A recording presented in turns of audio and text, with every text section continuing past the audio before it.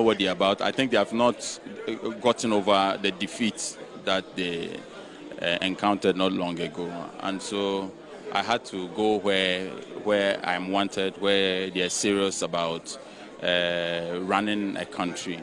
The day after the election, Ato Forson called me and indicated that he wanted me to caucus with them.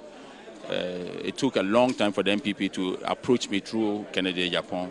And even when he made the approach, and when I came out and said that he had made an approach because they are arrogant and they wanted to do it behind the scenes and put in and some deals that they were not truthful about. They came up and said that, oh, they never said that, oh, it's not true, oh, you know what I'm saying. But that's exactly what happened.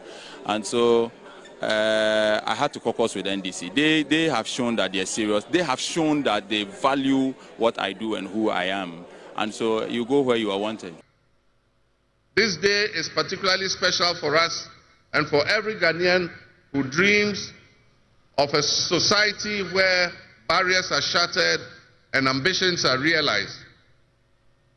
With the inauguration of Ghana's first female vice president, we have turned a significant page in our history. Nana Jane's ascension to the high office is not merely a personal triumph. It symbolizes our collective commitment to fostering a nation where gender equality and female representation are cherished and amplified. This is a powerful testament to the power of diverse voices to shape the future, voices that have the courage to soar beyond our traditional confines. My brothers and sisters, together as we look to the horizon, we reaffirm our dedication to breaking the glass ceiling that has long hindered many from reaching their full potential. Governance that reflects all segments of our population strengthens our democracy and enriches our conversation. We stand committed to enacting policies that empower women and ensure that the door of opportunity is opened wide for our youth and our women, regardless of their background. Together, we'll galvanize our efforts to create a society where every Ghanaian can dream, believe, and achieve without any restraints. Remember that great leadership is not defined merely by the offices we occupy, but by the legacy that we leave for future generations. My administration, along with my Vice President, Nana Opukwa-Agyeman, will prioritize inclusivity, accountability, and innovation, forging pathways that would lead to the upliftment of all of our citizens.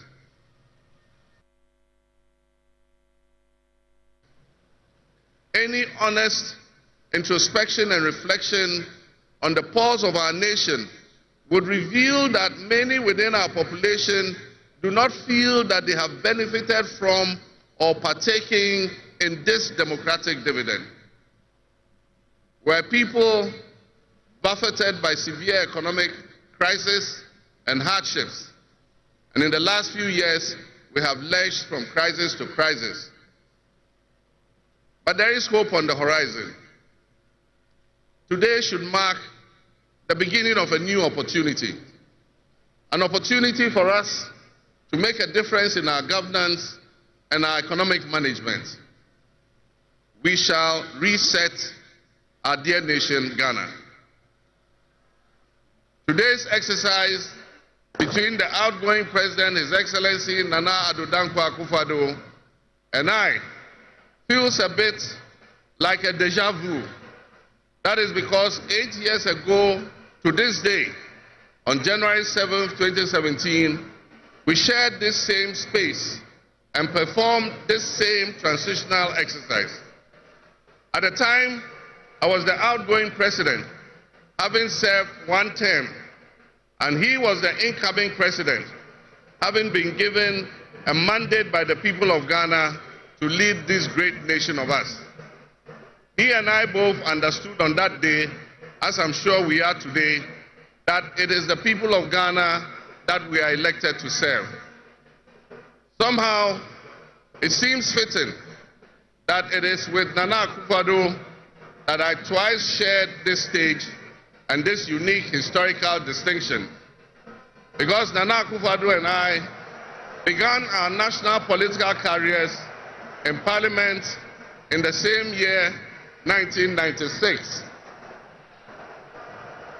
He has always greeted me with warmth, a firm handshake and a smile, and he is perhaps the only person in my life who has persistently chosen to call me Johnny. While we belonged to opposing political parties, we shared a sense of mutual respect. In those early days, we probably could not have imagined. Well, it is that sense of mutual respect that we have seen playing out in many ways throughout the week. But then again, that's John Dramani Mahama, President of the Republic of Ghana, the fourth and the sixth President of the Fourth Republic of Ghana. There you have it there. Welcome. This is Key Point on TV3. We're live on 3FM 92.7, also on TV3 Ghana on Facebook, and DSTV channel 279, all across the world on 3news.com. My name is Alfred Okanse. Thousands of jubilant Ghanaians earlier this week from the Black Star Square witnessing the swearing in into office of President John Dramani Mahama and his Vice President, historic, the first female Vice President of the Republic of Ghana, Professor Nana Jane Opoku-Agyeman. In the midst of all the colorful ceremony attended by over 30 leaders, presidents, heads of state, prime ministers, and government representatives, many still had expectations. And as a result of what John Mahama told the Ghanaian people, but in the midst of it all, the fundamental question remains: how can he achieve that mindset for the reset that he talks about? Because he's calling on all Ghanaians to come together, some level of inclusivity, accountability, and innovation, while focusing on the critical areas of economic restoration and so on. But with the kind of divisive politics that we practice in this country, can that call for everyone to come together for the mindset for the reset be achieved? That's the conversation we're going to be having this morning here on Key Point. Also, coming up, the parliamentary election, the coalition process in the Ablekuma North constituency hit another snag this week as the returning officer announced that his resignation, indeed, amidst the disputes over the authentication of some pink sheets. That coalition process for Ablekuma North has been marred with controversy over the period, with some presiding officers refusing to verify the results, saying the Electoral Commission annulled the earlier declaration. What's happening this morning is that with the 9th Parliament, Ablekuma North does not have representation. Constituency is one of 4 disputed ones that the NDC is looking at right now. This morning, the conversation we would have is, with all these presiding officers coming out to say, look, I can't authenticate this result, there was no rejected ballot on this, what next? We'll have a conversation this morning. Plus, here on Key Point, on our plate as well, the matter of the economy is one that will sink our teeth into here on Key Point. The energy situation, what is the story in there? We will show you exactly what was handed over by the transition team to this administration and what the next months ahead of us will look like. Would we be plunged into doomsong, or this administration has hit the ground running to take the bull by the horn? We'll have a conversation this morning here on Key Point. As always, stay with us. This is a conversation we want to be part of because it's all about you. My guest who speak your language and they understand exactly what you and I are going through. They will be joining us in a minute after this quick break. Stay with us. My name is Alfred Akanse. Welcome.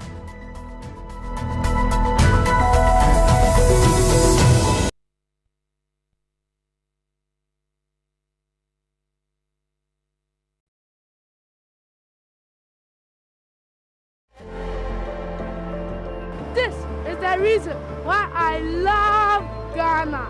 Then the lottery aquarium painted here. Yenim se Ghana and Nadim Kunim. We are one. Ghana as one. We are proud about Ghana. Sabaya 2 years now.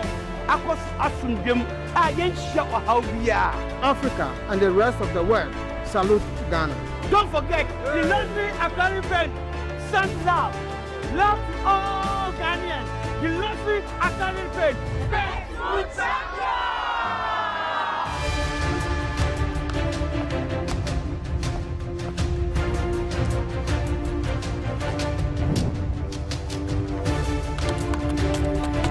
This is the show that brings finality to all the critical issues. It is the stage where all the facts are checked, issues thoroughly interrogated, opinions shaped, and debates settled. But over here, we do more than just talk. We resolve problems.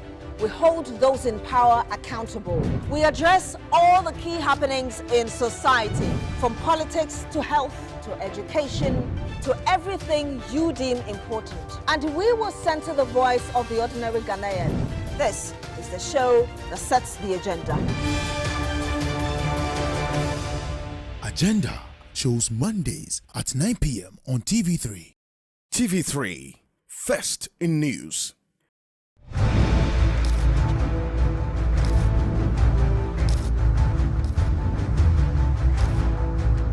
This is Hot Issues, your passport to the most compelling conversations of our time. We go one-on-one with the movers and shakers, the thought leaders, and the game changers. We ask the questions that matter, and we don't back down. Tonight on Hot Issues, I sit with the man at the Center of Corruption Investigations. Join me on Hot Issues here on TV3. Hot Issues shows Sundays at 2 p.m. on TV3. TV3, first in news. The stage is set as 5 extraordinary voices, 5 distinct journeys, yet only one can reign supreme. Will it be AJ Tunes, the soulful sensation? Don't be nothing without a woman. Romeo Swag, the showstopper. Ray Cooper, the entertainer. I just wanna party every day. Genie the crooner. Nothing's gonna change my love for you. You wanna know my love. Or Robbie K, the contemporary music man.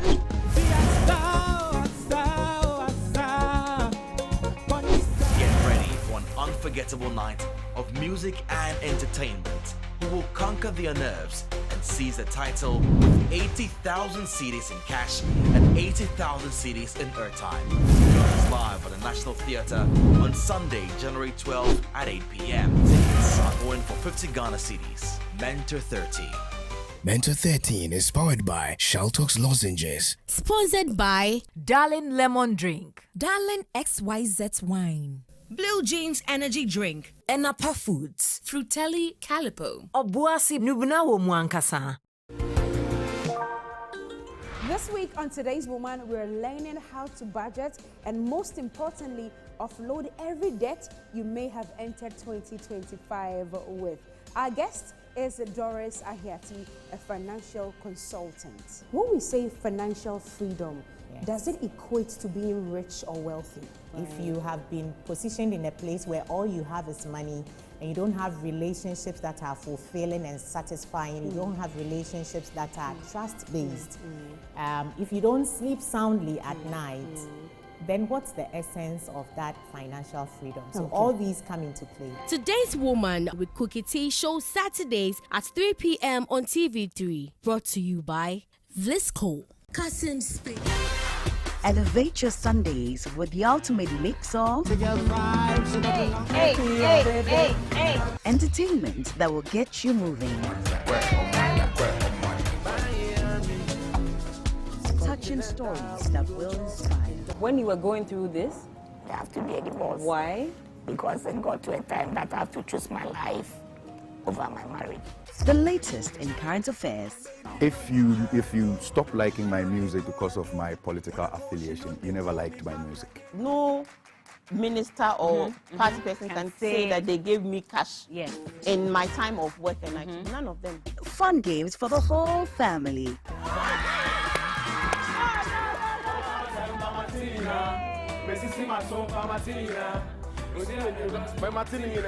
The Day Show, Sundays at 3 p.m. on TV3. Brought to you by Cowbell Coffee, Onga. The news that matters most is the news that hits closest to home. When it breaks, we are there. If it touches your family, your city, affects your expenditure, your decisions, as well as your safety, we've got it covered. It's easy to just cover the news. What we are doing is different, creating a news experience that prepares you for anything. TV3 News, award-winning journalism, world-class quality, on TV and online, right at your doorstep. TV3, first in news. Of a well-known church in Ghana, we go outside Accra to perform special prayers. And this time around, I have been required to bring a white live dove. And I don't want to decline this because it will look ungrateful in the sight of Papa. No one should be allowed to pray God in your life. No one should be allowed. It is an insult and an embarrassment for church folk to engage in this is who is going to be the president, who is going to win the football match. Confessions shows this Saturday at 10 p.m. only on TV3. Any honest introspection and reflection on the pulse of our nation would reveal that many within our population do not feel that they have benefited from or partaking in this democratic dividend. Where people buffeted by severe economic crisis and hardships, and in the last few years, we have lurched from crisis to crisis. But there is hope on the horizon. Today should mark the beginning of a new opportunity, an opportunity for us to make a difference in our governance and our economic management. We shall reset our dear nation, Ghana. Today's exercise between the outgoing President, His Excellency Nana Addo Dankwa Akufo-Addo, and I feels a bit like a deja vu. That is because 8 years ago to this day, on January 7, 2017, we shared this same space and performed this same transitional exercise.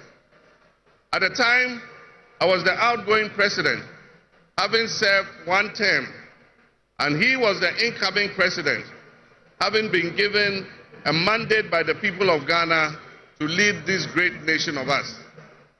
He and I both understood on that day, as I'm sure we are today, that it is the people of Ghana that we are elected to serve. Somehow, it seems fitting that it is with Nana Akufo-Addo that I twice shared this stage and this unique historical distinction. Because Nana Akufo-Addo and I began our national political careers in Parliament in the same year, 1996. He has always greeted me with warmth, a firm handshake and a smile. And he is perhaps the only person in my life who has persistently chosen to call me Johnny. While we belong to opposing political parties, we shared a sense of mutual respect. In those early days, we probably could not have imagined that destiny would bring us to the leadership of our respective parties and that we would have to face off 3 separate times as we each vied for the highest office of the land. Nana, as this will be our final meeting under these circumstances, and as I look back on the journey we have traveled together, 2 much younger men who entered Parliament together with a full head of black hair, and you with the same bald head and round eyeglasses, I have to say that you have, without exception, been a worthy opponent.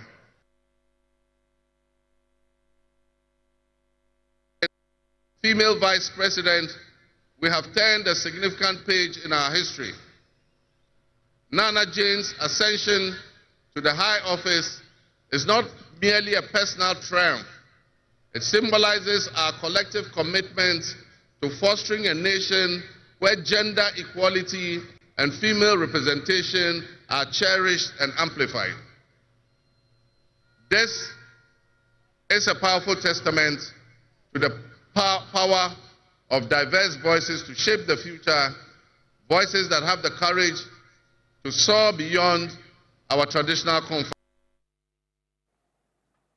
Well, so that is President John Dramani Mahama during the inauguration earlier in the week. If you're just joining us, this is Key Point. We're live on 3FM 92.7, also on TV3 Ghana on Facebook, and a number of radio stations across the country. You hear President John Mahama talk about the country moving from crisis to crisis, and also what we are faced with right now as a people. About a week ago, the former president, Nana Addo Dankwa Akufo-Addo, talked about the economic strides and then, in fact, the health of this economy that he is leaving behind for John Dramani Mahama. He says he's leaving a Ghana that is working, and then also an economy that is doing well. But there are many who have pointed to the outcome of the 2024 elections as a verdict of the Ghanaian people on the state of the economy. Because going into that election, the economy was the most important issue for the many voters who went out there to vote, as was revealed by surveys and polls by Global Info Analytics, the NCCE, Afrobarometer survey, all pointing to the economy. So what is the real state of affairs? We're going to put it out there for you to see. And the recovery that we are also recording and experiencing as a country. At what cost did it come, especially to the Ghanaian people? And how is the next 12 months going to look like, as John Mahama has hit the ground running, nominating his finance minister already, as was widely speculated, Dr. Kesela Toforcing, shouldering that singular responsibility of resetting the economy, as John Mahama promised. But we are getting into a fiscal year, or we are in a fiscal year that we're going to start servicing our external debts, which takes over 50% of our domestic revenue. We're going to start paying our debts. How much will be left of us if this administration is going to borrow? From the financial analyst perspective, what are some of the conditionalities they should be pushing for? It certainly wouldn't come for free. We have seen the impact of the conditionalities of some of the loans that we have taken and how it has impacted on us as a people. That is the conversation we're going to be having this morning. The Operation Recover All Loot also have a role to play, because already we understand that the money that they will retrieve is supposed to be used for economic development. But what have they done so far? One of the members of the team will be joining us in a bit. But joining me in studio is Joe Jackson. He's a member of, in fact, he's the CEO of Dalex Finance, and also a financial analyst with international repute. Mr. Joe Jackson, good morning. Welcome. Good morning. Good morning. I wonder, when you said member, I was only member of which one? You are soon to be a member. But good to be here. Anyway, it's good to have you, as always. And also joining me is The Honorable Edward Bauer is a former member of parliament for the Bongo constituency, but also is a member of the committee that, on energy and natural resources that was set up or has been set up by the John Mahama administration to look into the state of affairs of the energy sector handed over to this administration and what the way forward would look like. He's not new to the energy ministry, as a matter of fact. He was a member of the Mines and Energy Committee of the 8th Parliament, so he understands the workings of this particular sector that we're talking about. Honorable Edward Bauer, good morning, welcome. Good morning, how are you? I'm well, thank you. It's good to have you. Let me also, in a bit, Professor Ransford Jampo, is a professor of political science at the University of Ghana, Legon, is going to be joining us. Also, Martin Pebu, who's a private legal practitioner and a member of the Operation Recover All Loot preparatory team. He would also be joining us. And then we would have a conversation on this. And Diapia Kubi, who is a former member of parliament for the Santiachim North constituency as well, will be joining us this morning.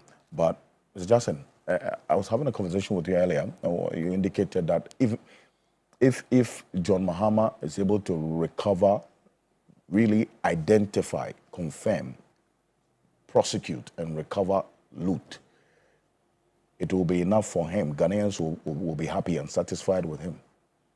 What exactly do you mean by that?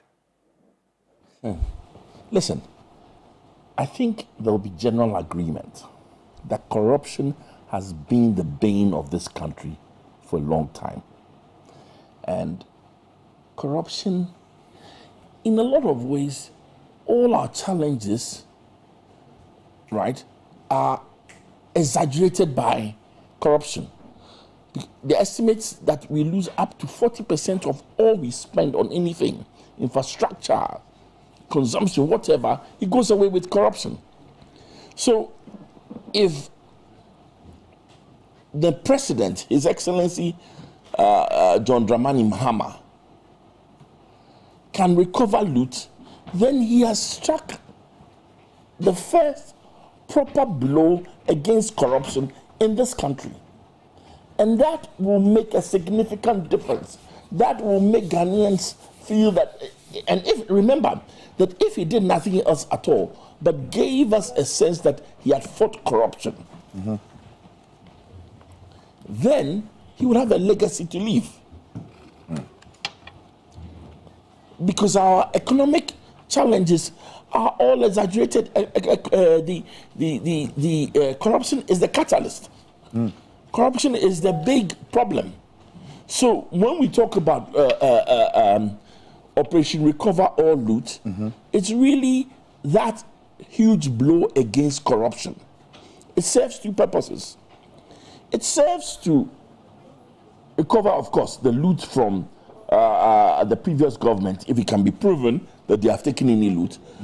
And best of all, it also gives an indication to the incoming appointees that you better behave properly. Otherwise, in another dispensation, they'll be recovering your loot. I'm happy to say I'm a big supporter of Operation Recover All Loot. I'm a big supporter of it. We need something different in our fight against corruption in this country.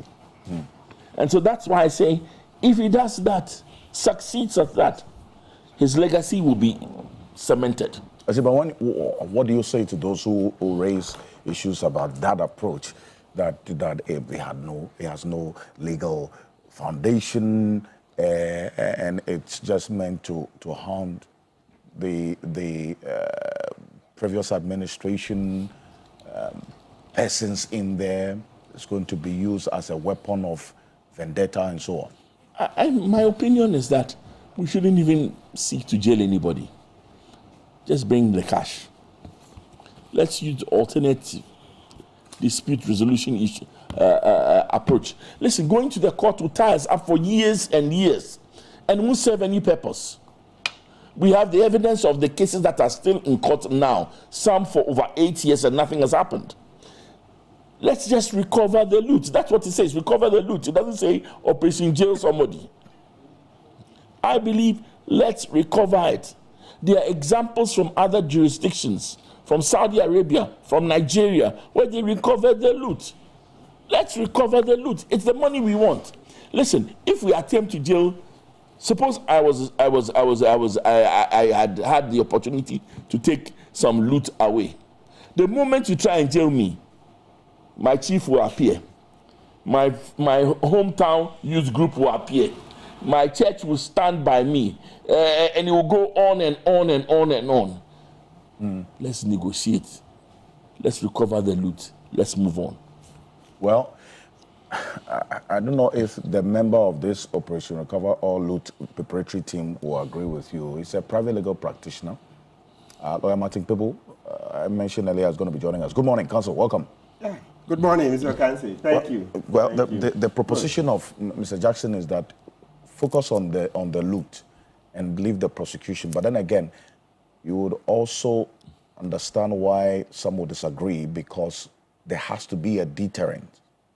If it was just about taking money that had been allegedly stolen and not punish the people who stole them, what would deter anybody from stealing money? Counsel.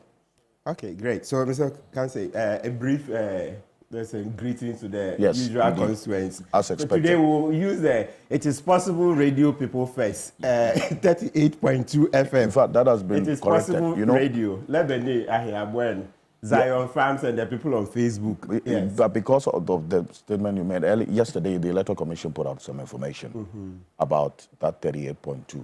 Yeah. That it is not the case. Yes. That's That was corrected. the beginning. I think the last time I watched, it was around 41 point. 41 point, a little over 41%. Exactly. For Dr. Mahmoud Bawumia. Good. Yeah. But the first cycle, so you see, like I said, let's have some light movements. It can't always be crunching numbers like Joe Jackson, etc. Let's have light movements a bit. They've said it's 38.2 FM. It is possible radio. So at least. I'm just saying now you can change the dial. Okay, so we should make it 41 point something. Just to FM. reflect the information. All right, that no is. problem. So let me know about the people on Facebook, our supporters. They say let's change the frequency to 41 point something FM. Okay, all right. Yeah, so then, as usual, let's greet Garmanche. Garmanche has done a yeoman's job by standing up when a lot of chiefs were quiet. Garmanche says he's not resting until we get justice in the Sicily Adapa matter. Sure, thankfully, at least we're on the right path to that. I'm sure in the coming months we'll see what can be done. Ose Adeyo Ajimabedu II, Domahine, thank you for also standing up and talking about bad governance when most people were quiet. People's mouths were full. They said it is bad manners to talk whilst eating. So they were busy eating. Okay, now they finished eating. And Ghanaians have been what? Left short. So Chief Justice Sophia Kufu, thank you very much. Good morning. Hey, and did you hear Sophia Kufu's last interview? In the course of the week, she says the same thing that Justice Tokono Kere CJ is talking about. Changing the constitution in terms of how the Chief Justice is appointed. Currently, we don't have separation of powers. So the Chief Justice is in the armpit of the President. So we need to change this constitution quickly. Bring true independence to the judiciary. Look, the way usually the executive hound judges when they have cases concerning the government, etc., is terrible. It's terrible. Akufo-Addo even took it to the West, where he could hound Bafuboni, Justice Bafuboni of the Supreme Court, day and night. Bafuboni, resign. I'll give you X to resign. I'll give you Y to resign, etc. It's bad. Look, if judges talk to you, you see that they have no peace. They have no peace. They didn't enjoy that much peace under Akufo-Addo at all. They were hounded left, right, center. That is not separation of powers. We need true independence. We need to reform the Judicial Council, make it truly independent of the executive so that we will have true separation of powers. Right? I mean, you ask lawyers who had cases before judges, and sometimes because of the way Akufo-Addo behaved, you have to find ways of delaying the case. Delaying so that Akufo-Addo will be out. Then you know that, okay, now, at least from what we knew the last time, JM is better than Akufo-Addo. He will not hound as much. But just to avoid anything at all like that, let's just change the constitution. the election of the MMDCs, etc. So that this MMDCs will be accountable to the citizens, right? To make our development go faster, because right now the MMDCs have to please the president, not the citizens. The citizens or the persons in the districts, the municipalities don't elect those MMDCs. So rather, they look to please the executive, the president, and not the citizens. That's not development, right? Okay, so thank you. So now, Mr. Joe Jackson says we should concentrate more on the recovery of the loot. Look, talking bluntly, not as a lawyer, you know, when I come here, it's not every time I'm wearing a lawyer's cap. I have to wear other caps. I'm a citizen as well, and I know how, things work out in court. I largely support him. So this is a personal opinion, okay? It's not the opinion of ORA, right? No, it's a personal opinion. I'm allowed to talk briefly on personal issues like this. I can make a personal opinion. Okay. You see, all the arguments he's articulated, they are very solid. You think people who have stolen millions of dollars would readily go down? No. They get into court.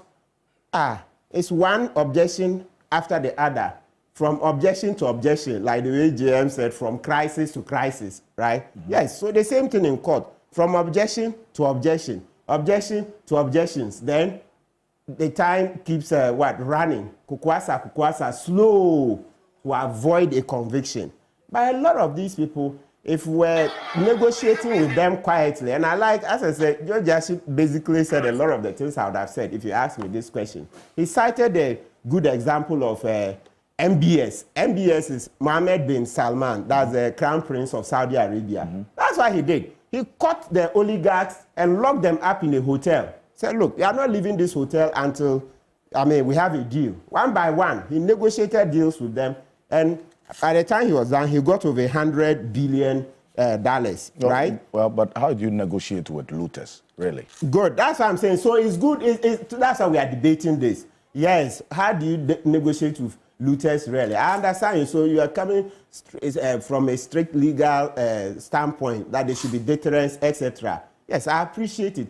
But right now, as we're talking, you see, the legal process is long. It's frustrating, right? So if somebody wants to give up the cash quietly, it's not possible. We are talking, okay, as I said, I'm not talking for ORA, okay? I'm a citizen. I was always here before ORA came. If we were to say, oh, don't talk because you're ORA, no, we'll stifle debate, right? So let's look at it. Let's take the example of the venture capital case, Lawyer Lassie and the others. They returned the money. Venture capital, venture capital, yes, a lot of it. I'm not sure they fully paid, but I know some have fully paid. But others I'm not sure of. So, but at least I'm mentioning that case where they returned it. Except that, you see, theirs came with a conviction. And also, number two, there are very few people who accept a conviction. So, with what Joe Jackson is talking about, there is the other method where we can sue in a civil court. We should explore the OSP Act when it says, to recover the corruption loot. So we can attempt, let's try the jurisprudence. You see, any lawyer who practices daily in court will tell you that he's not afraid to lose.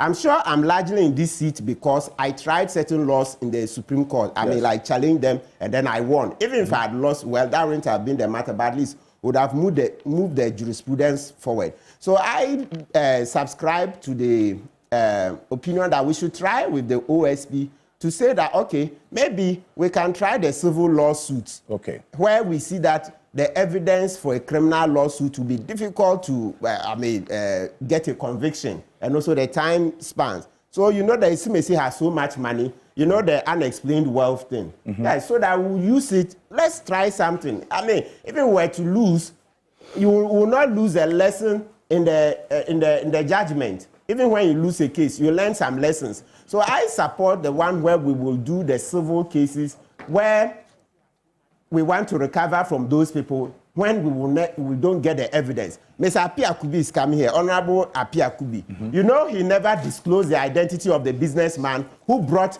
the Ghana Must Go cash to Parliament. And so it frustrated that case. Honorable Barra, you're in that Parliament.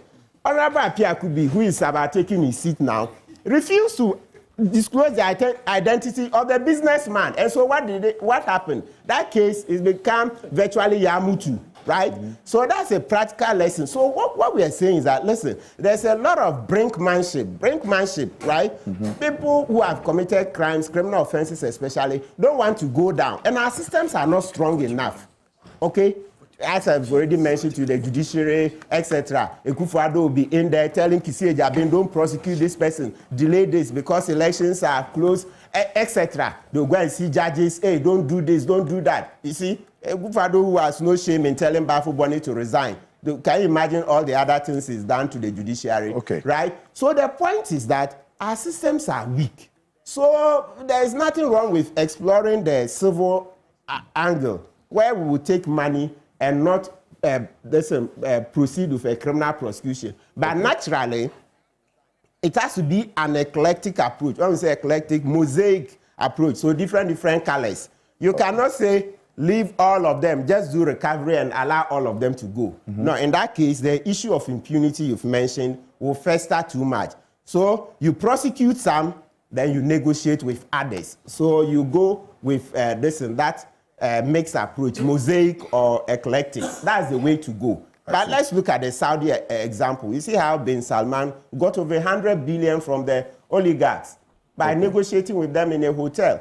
We should be looking at it. And of course, bringing a lot of but law let me reform. ask you this direct question. With the oral preparatory team, have you had anybody come to you with the loot that they have taken away? That, look, you know what, I don't want any trouble, so you take the money quietly.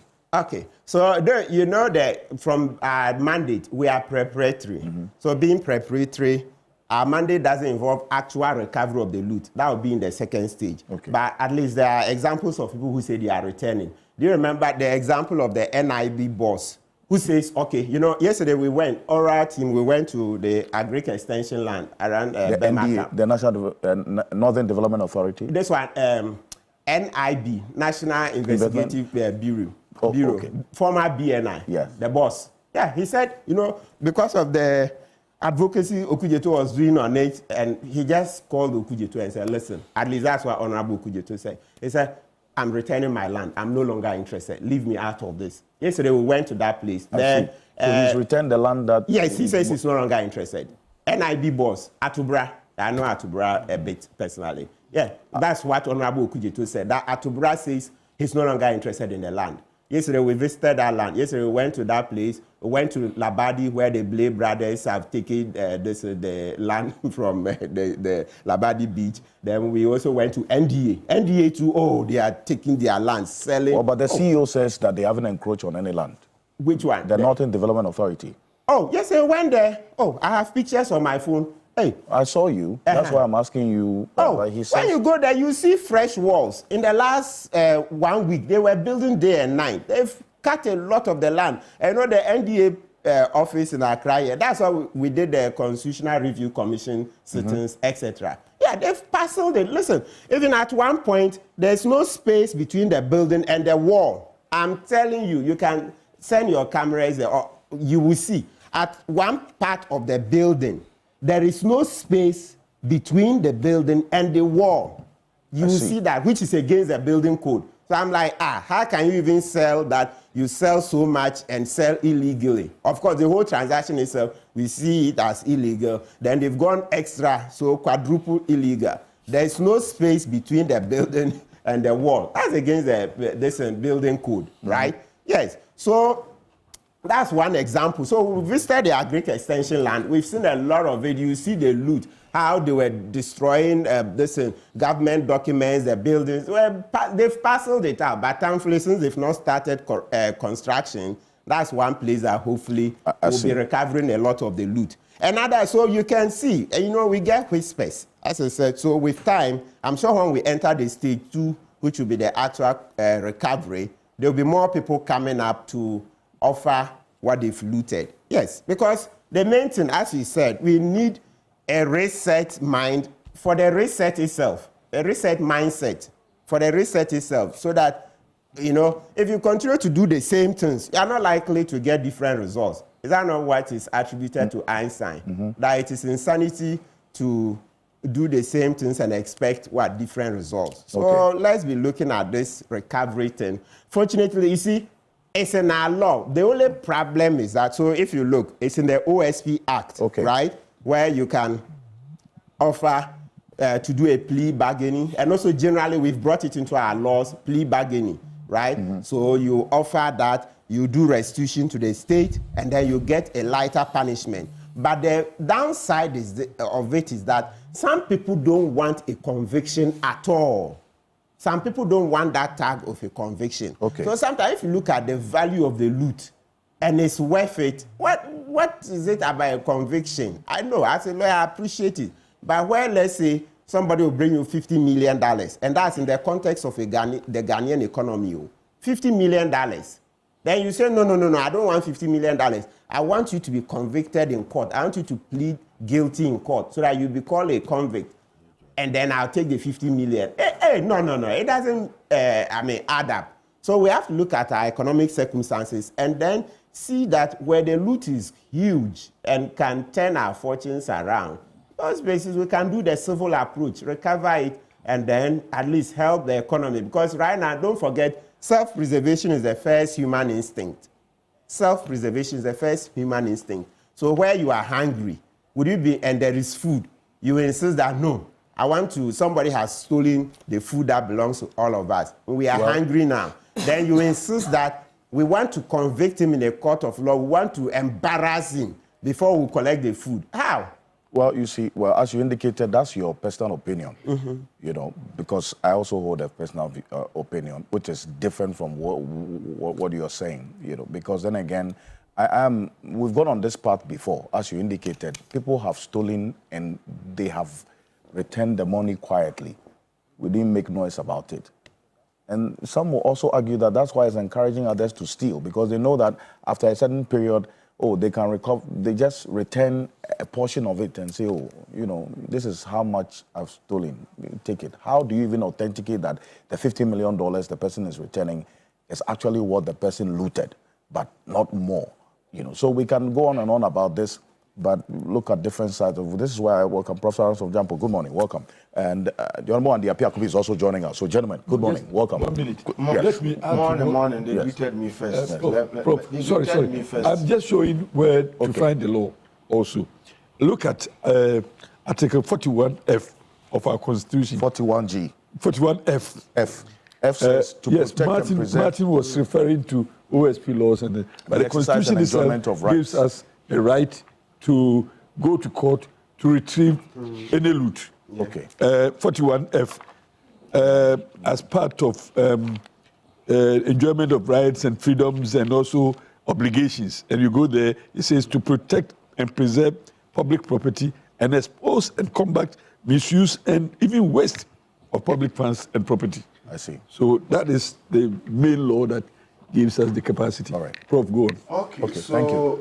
As usual, but this Prof, time, let me copy Martin Kpebu a little.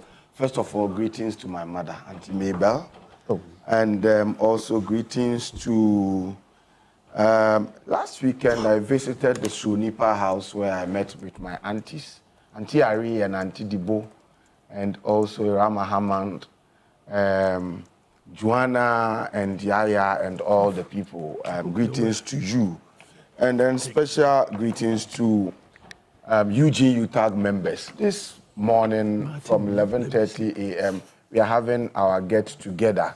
I expect all of you to be there. Come and let's unwind and have fun and prepare ourselves for hard work. And so UTAG members, Eugene, I'm inviting you all to come to our get-together. Alfred, I'm not answering your question now, but you see, in academia, you earn your promotion by hard work, okay? What we do is we do a lot of research, and then you publish your research in outlets, internationally reputable journals, and all that. Now, to be able to get a paper published in a journal, it would have to be peer-reviewed. The idea of peer review is just about the paper that you have written being anonymized and being sent to people who are expert in that area to review what you have written, to tell you whether what you've written is nonsense or what you've written is good and must be published. So before coming here last dawn, I received a paper that I was told to review and recommend whether it has to be published or it doesn't have to be published. And then the editor of the journal, a journal in the UK, said that we've sent this paper to you to review because you have done extensive work in that area and you are an expert and also an authority in that area. And so I looked at the paper and then I was trying to see if I could salvage it, if I could see something good about it. But I had to criticize and criticize and criticize. Even when I want to comment, but there was nothing worth commenting about it. So I recommended the rejection of that paper. Right. Before coming here. Now, the MPP government under J. Kufuor, or after J. Kufuor, was touted with a cliche that as for the MPP, they know how to govern, but they don't know how to win elections. They know how to govern, but they don't know how to win elections. And look, I still have an admiration for J. Kufuor, even though I was disappointed with the fact that he refused to stay as a statesman and indulge himself in unnecessary partisan politics without even reading to be able to foretell that the election of 2024 was going to be a disaster for the MPP. He couldn't do that, but I still respect him. But generally, under government, in his term of government, he governed such that even though some people disagree, there was a cliche that the MPP knows how to govern very well. But when it comes to winning elections, they don't know how to do it. NDC, they know how to win elections. But when it comes to governing, they also don't know how to govern. But the history of governance under Mr. Akufo-Addo has shown that the MPP doesn't know how to govern at all. The history of governance under Mr. Akufo-Addo has shown that when it comes to governance, MPP is very incompetent. Wow, why do you say that? And so, well, you let me finish. By the time I'm done, you would understand. And so, why do I say that? Compare all the indicators, okay, governance indicators. Winner takes all politics. I'm talking about that practice of state capture and partisan monopolization of power, authority, resources, and everything surrounding power by a ruling party, the president and his cronies, to the exclusion and marginalization of all other Ghanaians. That's winner takes all politics. Didn't we see it in its worst form under Akufo-Addo? The only thing he could do was to make Edward Nasegri Mahama an ambassador at large, just to silence him, just to kill his political ambition. Beyond that, what did he do in trying to reach out to bring more? That's one governance indicator. Look at corruption. Look at all the indicators, indices, how he governed. The fact that he could command chiefs to be getting up to be greeting him. Who are you? So, in terms of governance, you see, when we talk about governance, steering affairs of the state, good governance, efficient and effective management of scarce state resources such that it translates into developmental outcome that can tangibly be reflected in the lives of people. That's good governance. Did he do that? All he did was presidential gaslighting, telling people that things are well, but things are not well. I've done well in constructing Agenda 111. Where are the hospitals? You go around, you can't see. One district, one factory. People are always looking for jobs. You go there, factories are not working. There are no factories. Those that are there, they are merely a facade. So in terms of governance, the MPP doesn't know how to govern at all. And I'm saying this because the history of governance under President Akufo-Addo has shown this. So, in my view, the relevance of the MPP now won't lie in its failed officials forcing themselves to quickly criticize the administration of John Mahama when they themselves, they don't know how to govern. You see, they brought me the paper to review, and I rejected that paper because they themselves, they said that you are an authority in this area. So you will be able to critique the administration and the governance style of John Mahama when you yourself, you know how to govern. But when clearly you have shown that you have no idea, you have no clue when it comes to governance, then respectfully, you must keep mute. And especially when your own party is in tatters, risking disintegration. Focus on how you are going to be rescuing the soul of your party and leave that job of offering criticisms to CSOs and to some of us. For some of us, we have permanent interests in Ghana. We don't have permanent friends. And so just as we criticize President Akufo-Addo, I do not have any cause to believe that or to be scared that President Mahama would betray the trust of Ghanaians. I don't think he will do that. But in the most unlikely event that he derails, we would bring him back on track through constructive criticism. And so, dear MPP people, your relevance would not lie in your very failed officials' attempt to quickly offer unnecessary criticisms to an administration that is less than a week old. Suddenly you found your voice, you want to criticize. But do you know how to govern? You do not even have a clue when it comes to governance. And so on what basis are you going to be criticizing? Just keep quiet. Focus on your party that is in tatters, that is risking disintegration. Rescue the soul of the party. Rid the party of all remnants of Akufo-Addoism and make sure that the party is restored to its tradition to become viable in some future elections. We need, Ghana is not it's a multi-party democracy, and so we need a viable opposition.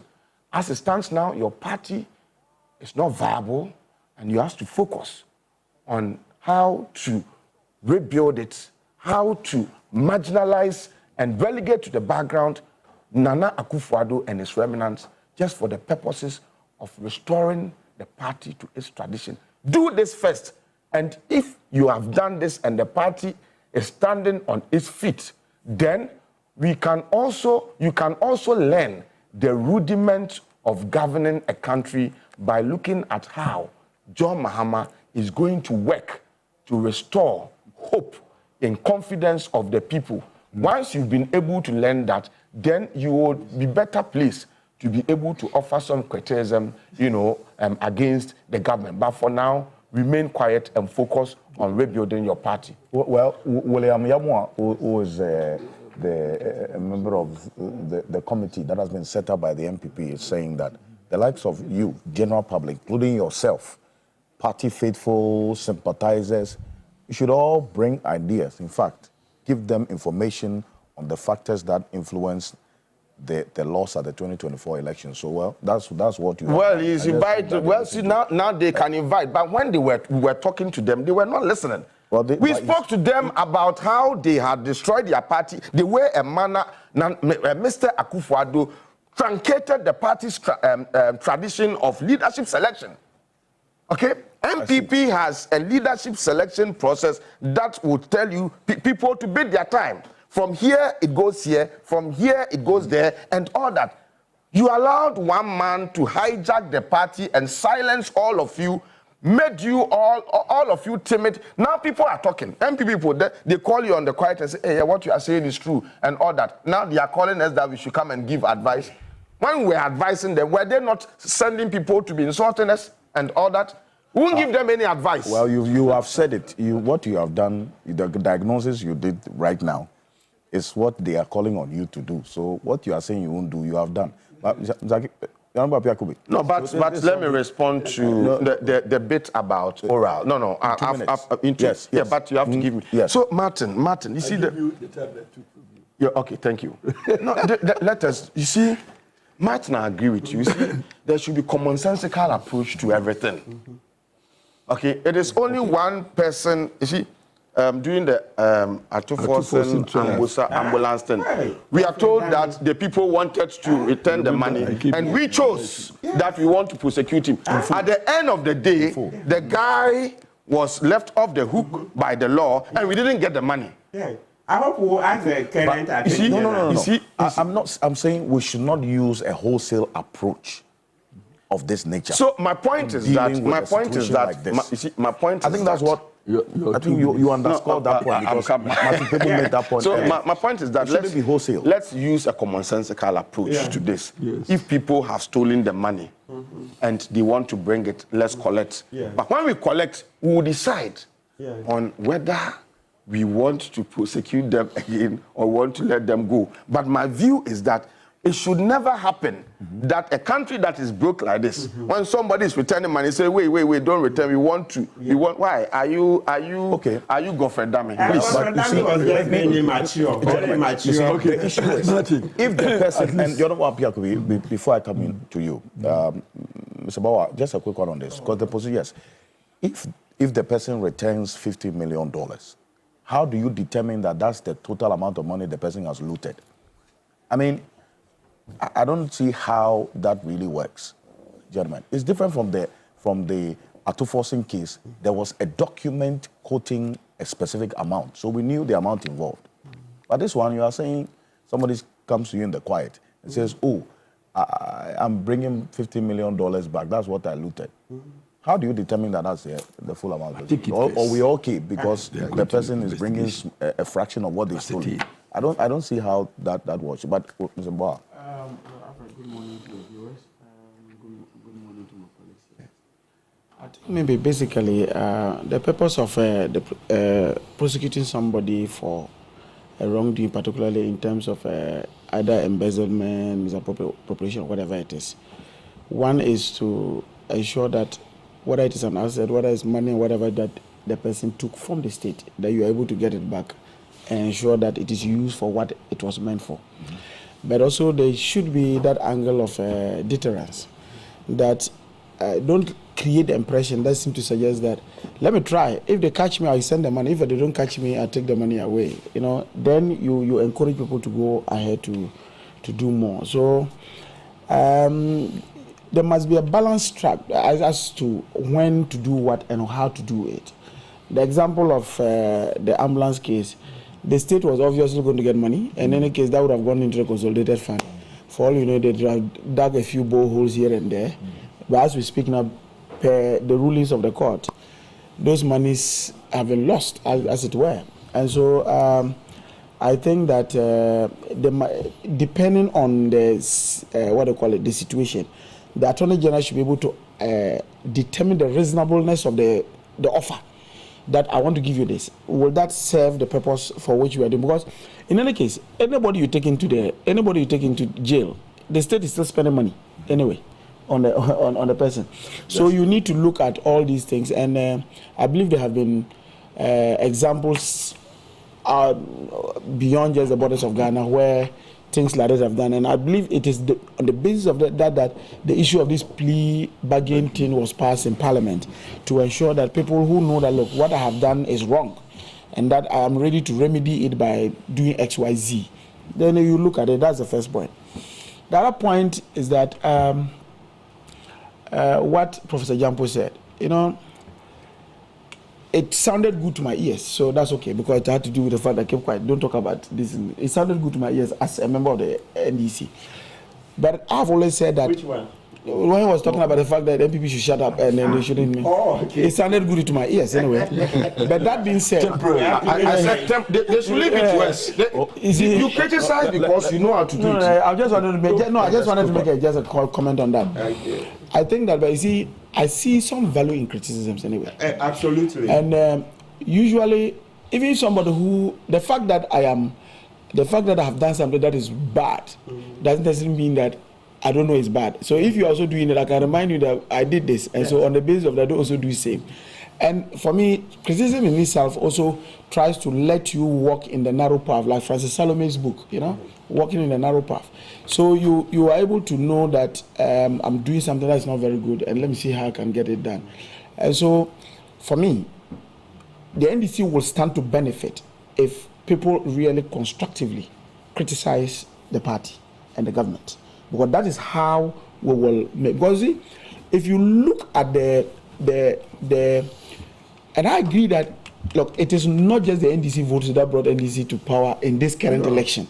So it went beyond just the core NDC people who anyway will go and vote for NDC. There were people who voted for NDC because they want to see something different. Exactly. Yes, it's something different. So I think that as a democracy, we should still allow people to air their views, vent.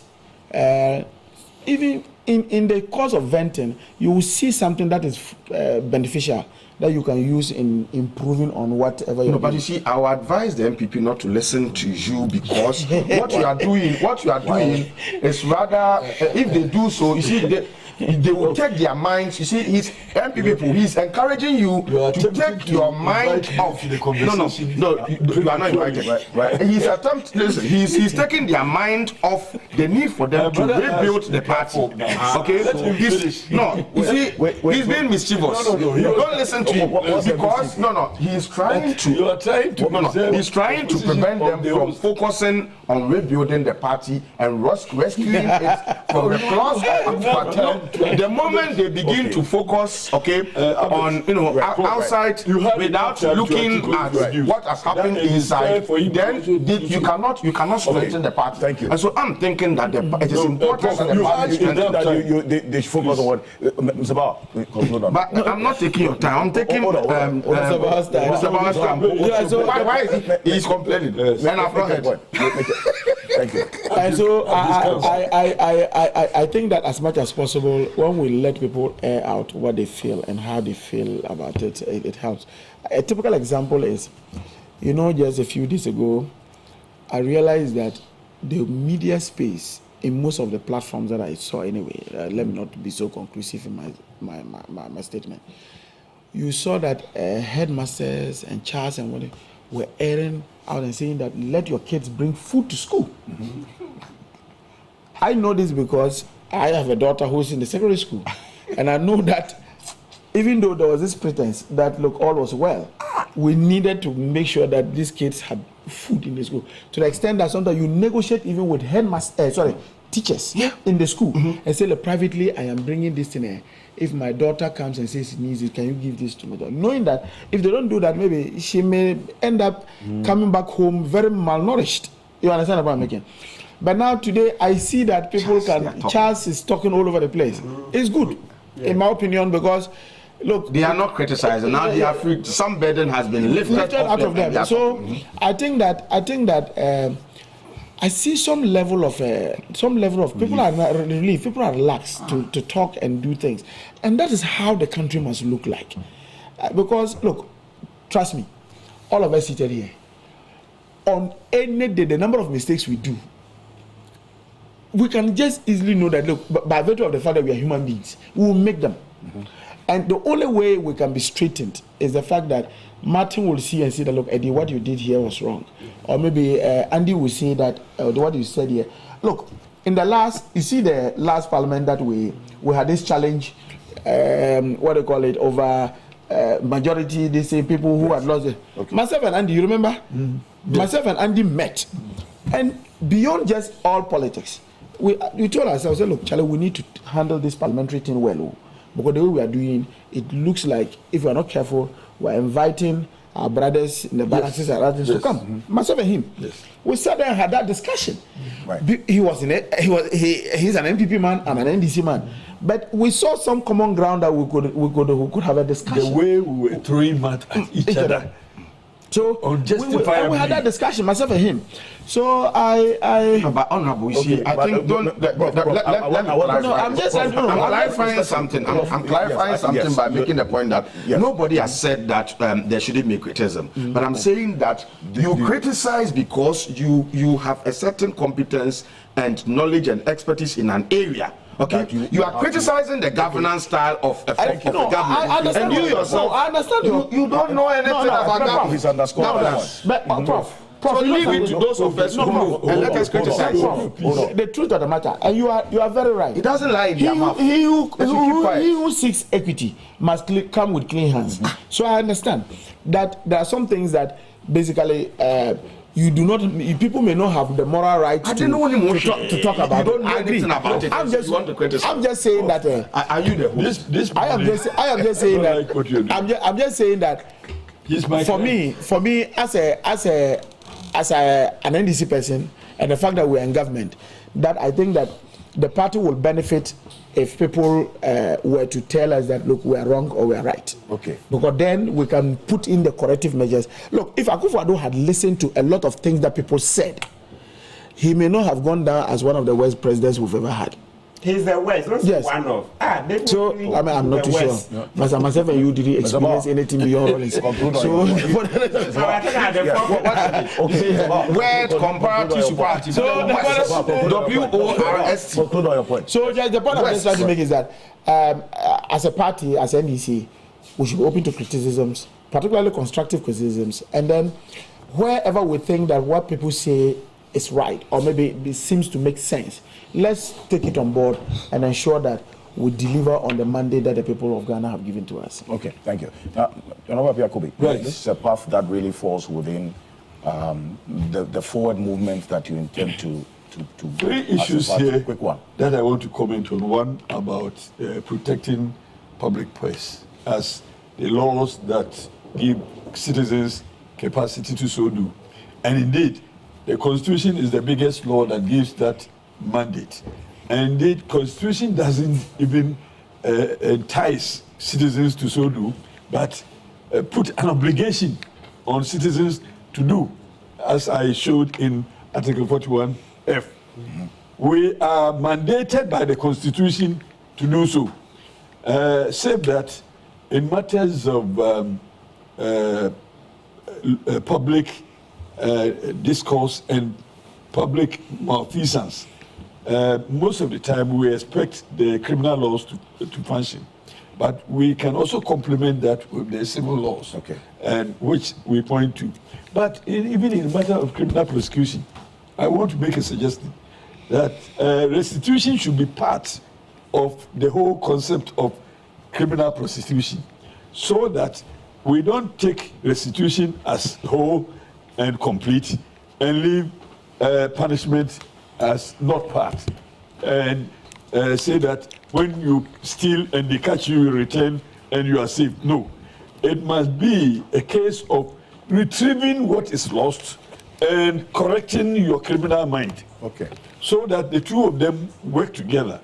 But again, before we can do that, we need to also encourage people to accept restitution as part of the correction.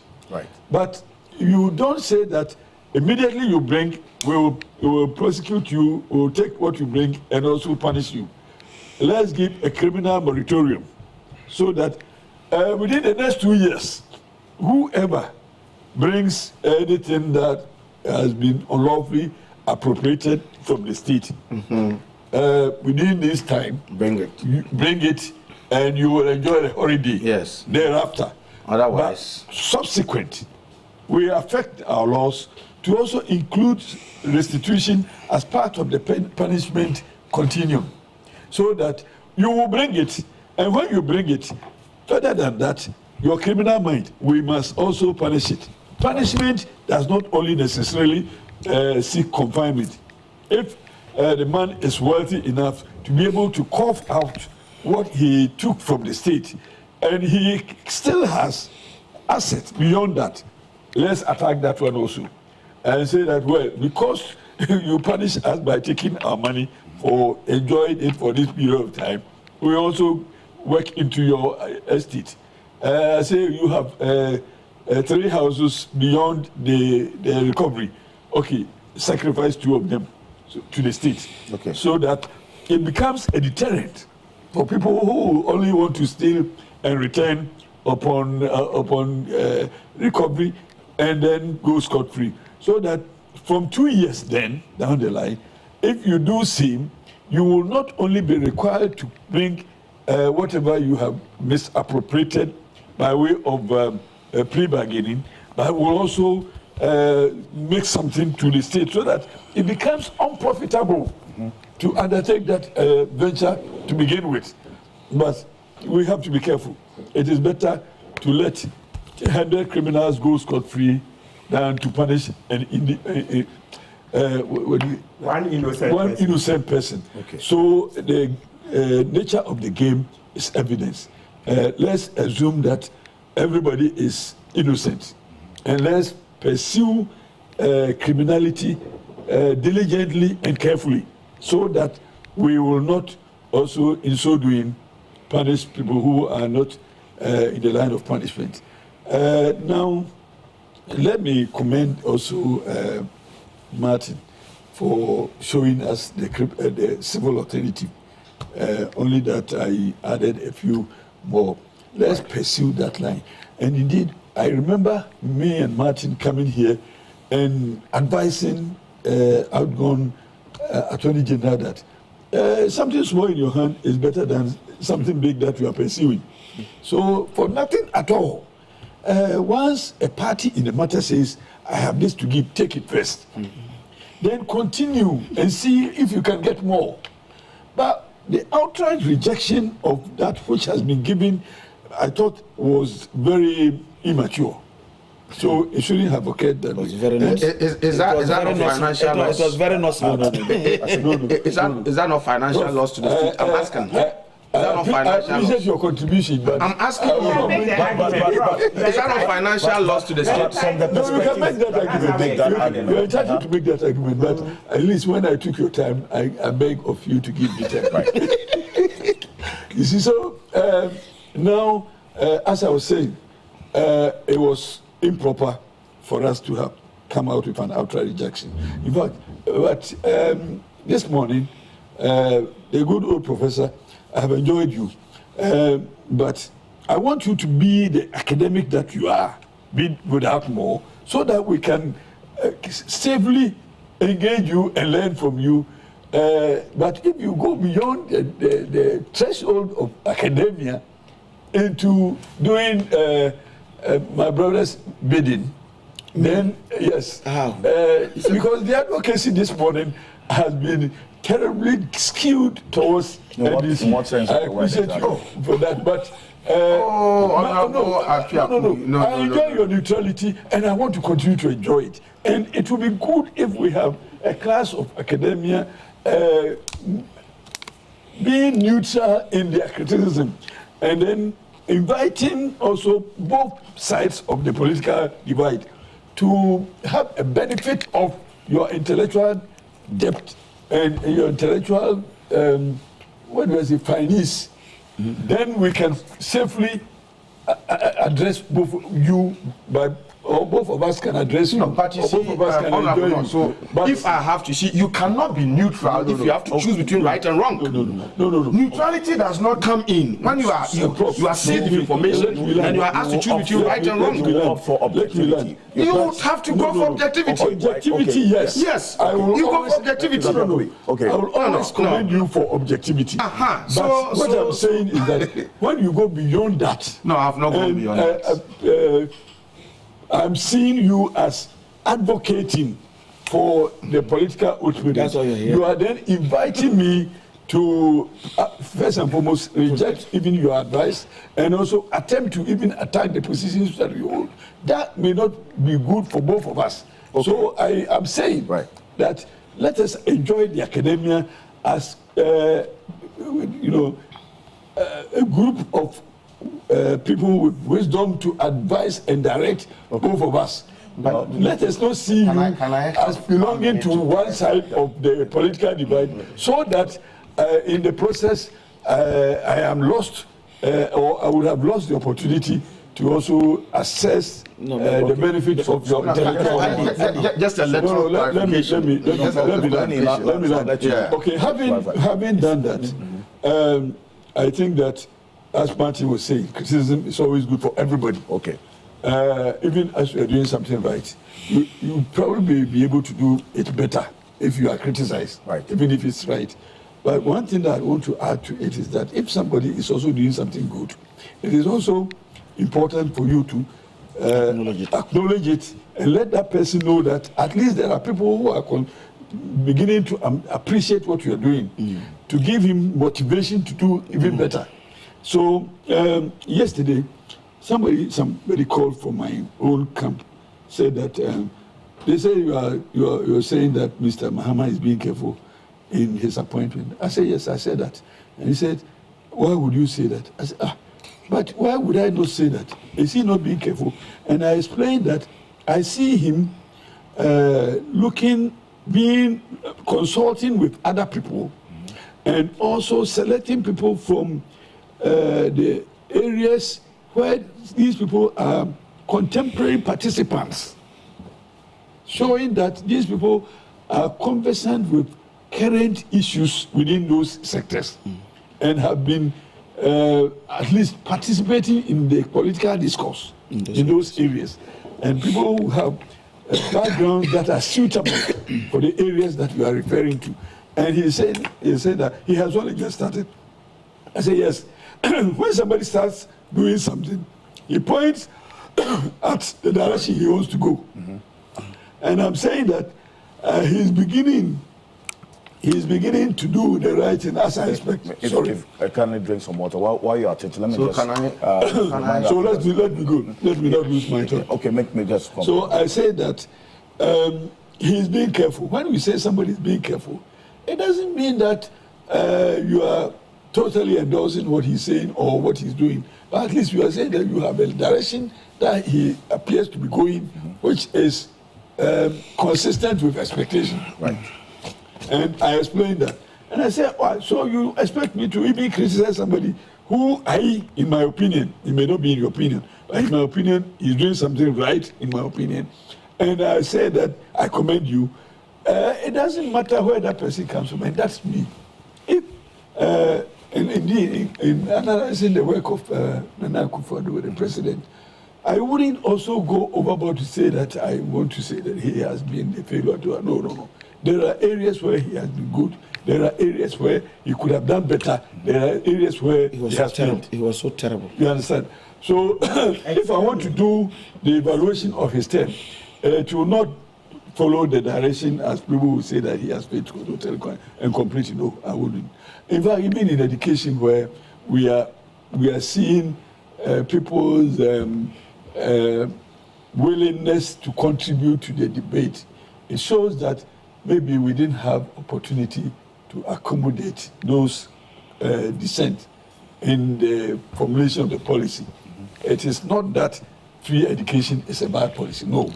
But I think we have people who wanted to contribute to the debate, who probably were not listened to at the time, or who probably could not articulate their views at the time. So it is important going forward. And you see, yesterday also, this guy told me, he said, Mr. Mahama said he would bring us a lean government. I said, yes, that is good policy. I will support that. And he said, Mr. Mahama said, system ministers. And I said that, look, let Mr. Mahama consider that as a campaign message, as a presidential candidate then. Now he is our president. Let him think presidential. If for any reason he thinks that Ghana cannot do with system ministers, let him do what is good for the country. Hey, and what do you mean? Of course. No. Listen. And I cited also, I cited also President Kufuor, who before he became president, also gave out certain indices. He came out and came to be a president. And the realities dawned on him that what he was talking about in his capacity as presidential candidate was different from what he was seeing in his seat as president. Indeed, bringing us a lean government is a policy that I admire and I respect. But let us not hold him. All that you can do, well, because of ABCD at the time, which was not available to me, I said this. I apologize. He was once president. Listen. He was once president. The circumstances of that time are different from circumstances of today. You see, I'm not saying that let's hold him to what he would have said in a campaign if it is going to be good for us as a country coming this far. In fact, and I brought out this analogy. If I'm a taxi driver, I tell you that I can go to Kumasi with 3 gallons of petrol. Then, because of the 3 gallons of petrol, you engage me. But on the road, I get to maybe 3 gallons gone. You need to go to Kumasi. You don't want to alight at his home. So, do I have to stay with my 3 gallons proposal and let us all stay at Nginem? Or I say, my brother, under the circumstances, I told you this. I need to add 1 more gallon. And if I add 1 more gallon, all of us would deliver to the expectation. It is the deliverable that it matters. Well, Honorable Yakuli, the president, as we speak, hasn't come out to No. I am giving this advice. Yes, it's okay. Ahead of time. Based on the applied. Because somebody was holding me to it. That's okay. I'm asking you a question based on the position that you've taken. President Mahama hasn't come out to say he can't fulfill that 60 minutes. No. I do know right now. But then again, if you are making this proposal, then what do you take the Ghanaian vote? No. What I'm saying, you're only just telling us what you. No. What I'm saying is that, so that we can somebody engaged in this. I'm coming. What premium do you expect Ghanaians to place on promises? When I land, you know what I mean. Yesterday, somebody engaged me, and this was part of the conversation. I see. And this is my response to him. Right. But all this and the experiences we are seeing from the campaign and governance, right, it should advise us politicians that we should appreciate what we can do and discuss that in our campaign, rather than just coming out and giving promises that are not achievable. I know of also other candidates who come and say, I will construct rules from my pocket. Nobody can do that. Nobody. None of us. Me as MPP or you as NDC, you can do it. But when you go out doing such promises, you should know that there are consequences to it. And that is why you will lose your next election, because your promises cannot be fulfilled. So we all have to learn from the mistakes of our past. So, and for me, the petrol analogy is important for us as political players. Let's learn from it.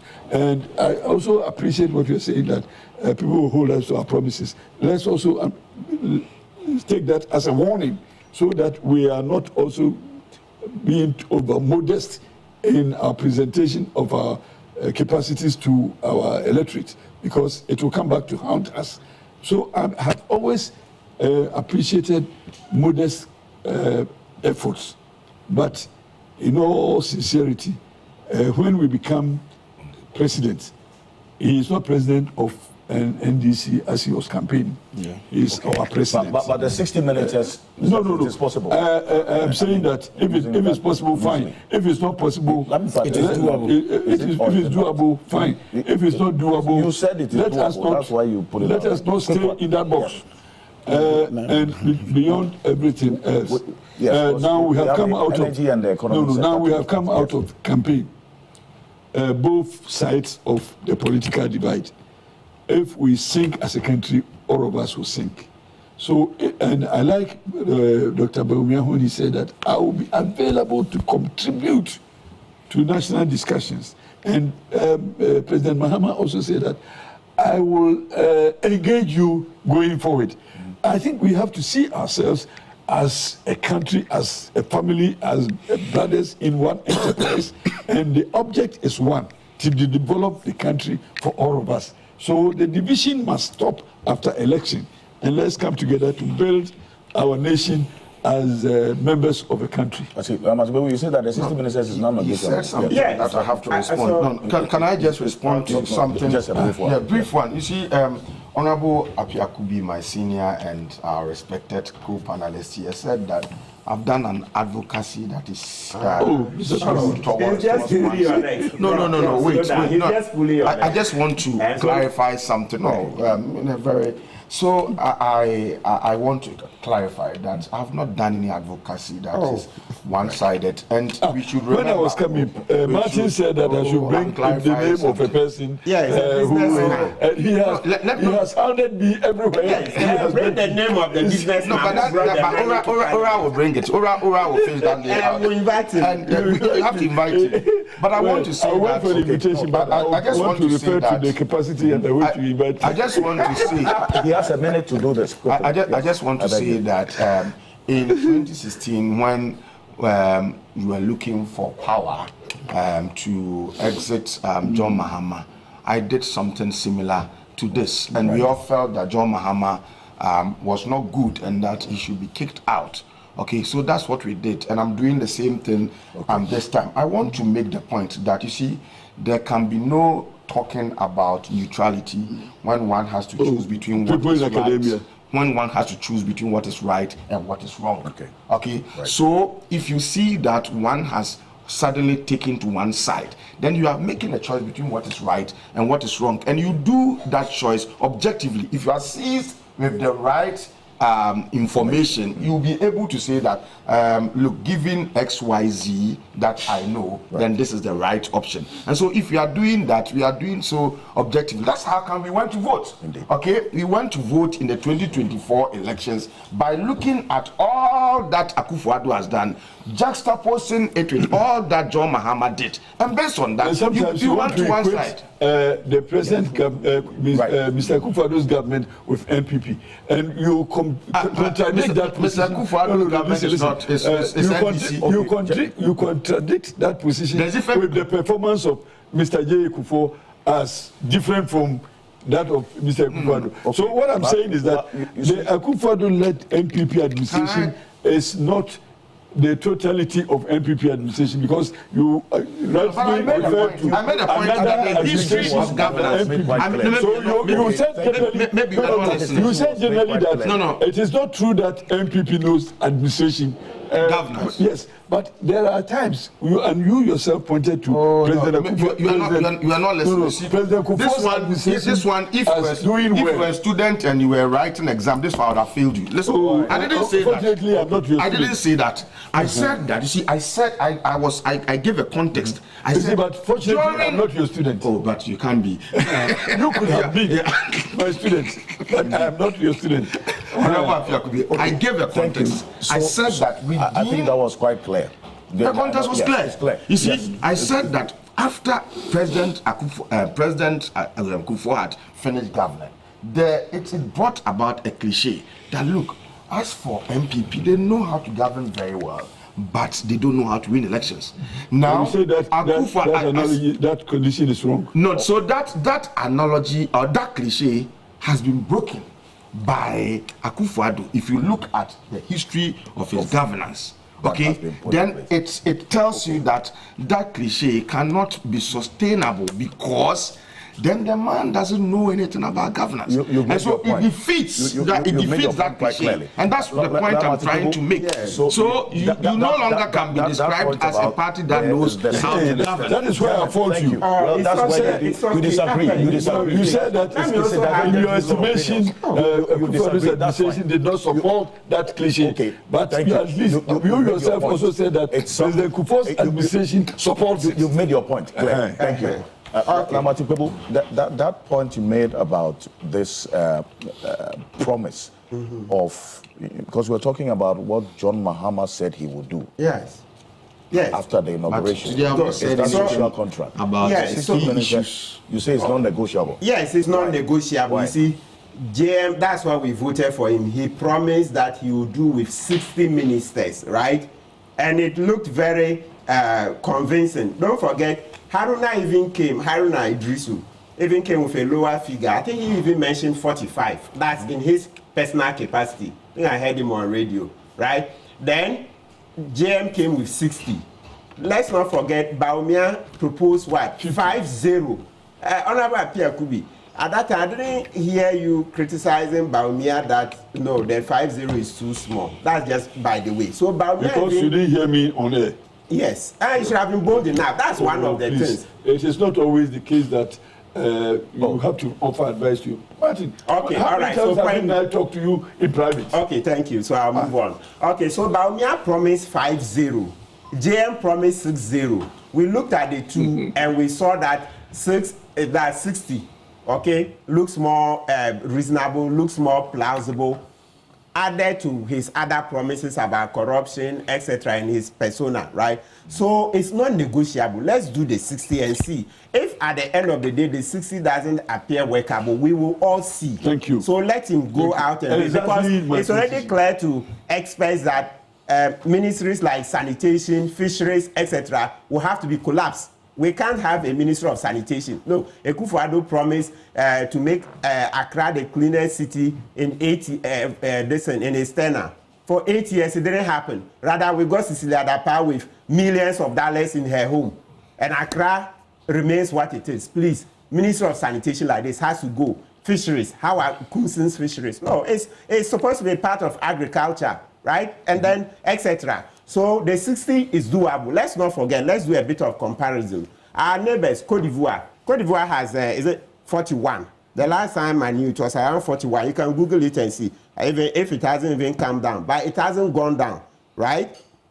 Then you look at UK. So comparatively, I think that the 60 itself, I mean, it's too much. Yes. But for now, looking at our level of development, we can manage with the 60. Then the next president comes, and then he will prune down further. You see, like JM, I heard him complaining initially, but he said he will still do it. In one of the, I think, sometime last week, I heard him on Accra FM saying that chiefs from various parts of the country are besieging him. Every chief wants his citizen or subject to become a minister, and that there are not enough slots, but that he is committed to the 60. Please. Let's hold him to the 60. We can't begin to change the narrative now. Not at all. Right. Thank you very much. I think that point really well made. That leads us to another issue of the energy sector and the economy. Because the former president, Nana Dankwa Akufo-Addo, indicated that he has left a country that is working at all fronts. And he made reference to the economic recovery that the economy is showing now and rebounding impressively. I'm going to put something on the screen right now, and this is why I bring him to Jackson quickly. If you see our debt to GDP, I mean, as of June 2024, according to the media budget review that was presented by the former finance minister, Dr. Mohamed Amin Adam, 70.6%, essentially over 750 billion cedis is what the total public debt is. We don't have the current figures because we're going to see it in the 2025 budget that will be presented eventually. But as of June 2024, 742 billion. We had 61% of that being the external debt. And the external debt we're talking about, Mr. Jackson, is what we're going to start servicing. In fact, we've started already, is it not? And it's going to actually get higher going into this year. What are we faced with as we speak, with what is on the screen now? What you see on the screen now actually should scare you. Should scare us? Yes. Why? Okay. You see, look at the ratio of your domestic debt compared to your external debt. 39%, 61%. Yes. And your domestic debt now is being financed mainly by T-bills. At what interest rate? 30%. No, 27, 28. In fact, the last issue had 30%. Yes, but what should scare you now is that if we don't do something about that interest rate, you are heading rapidly for the same position that you were before. Because if your debt wasn't sustainable at 19% and you had to have a haircut, you are now running rapidly at 26, 27, and look at the ratio now of domestic to foreign debt. And remember also that what makes even the foreign debt scary is the whole point of exchange rate. every time the exchange rate takes a dive, the amount of money, cedis you need to service that debt is going up. So our debt profile is not looking good again. And it's one of the major issues. First of all, anybody who looks at our economy today and says that the economy is working, that we have been left with a working economy, I don't think, with all respect, is being truthful or honest. This is an economy... Well, that's what the former president Nana said. Yes, but we are disagreeing with him. Yes. We're disagreeing, maybe even vehemently with him. This is an economy that in 2022, we declared ourselves bankrupt and couldn't pay our debts. 2022, 2023, 2024 was when we negotiated and we'll start paying from now for our commercial debt, the Eurobond. How can that economy be described as robust and working? This is an economy where the cedi has fallen from 6 to 16 plus, heading 17 in 3 years. How can that economy be described as working? This is an economy where when we take our income, 50% of it is going to service debt. And when you look at the graph we showed, that ratio is going up. Let's put on the screen right now. How can that be described as robust? So what this means is that out of the over 750 billion, 61% of that is our external debt. And we're going to start servicing external debt. And from the finance ministry's own records, about 50% and over of our domestic revenue is used to service our debt, is it not? Thank you.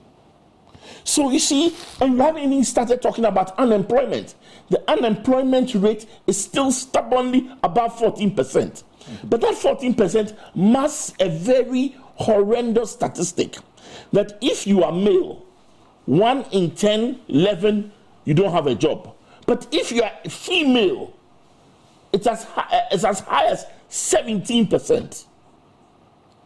How can we be in this country and condemn those who are the women of this country to an unemployment rate of above 17%?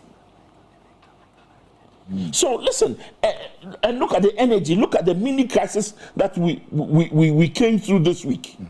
How can this economy be described as robust and working? Look at our Greek. What should scare all of us now is that forex rate, the backbone is cocoa. Cocoa is 30% below our production levels from 3 years ago, 4 years ago. Where still, a few weeks ago, Cocoa Board came out to say that this year's season will be even less than expected. How are you supporting the value of the cedi? And how can you then describe this economy as robust? Look at what Galamsey has done. As we sit, go up north.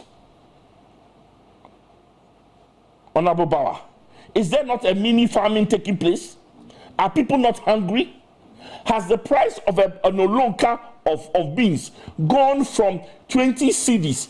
Yesterday, I was informed that, I used to say 100 cedis. Yesterday, I was informed that it has now hit 110 in Tamale.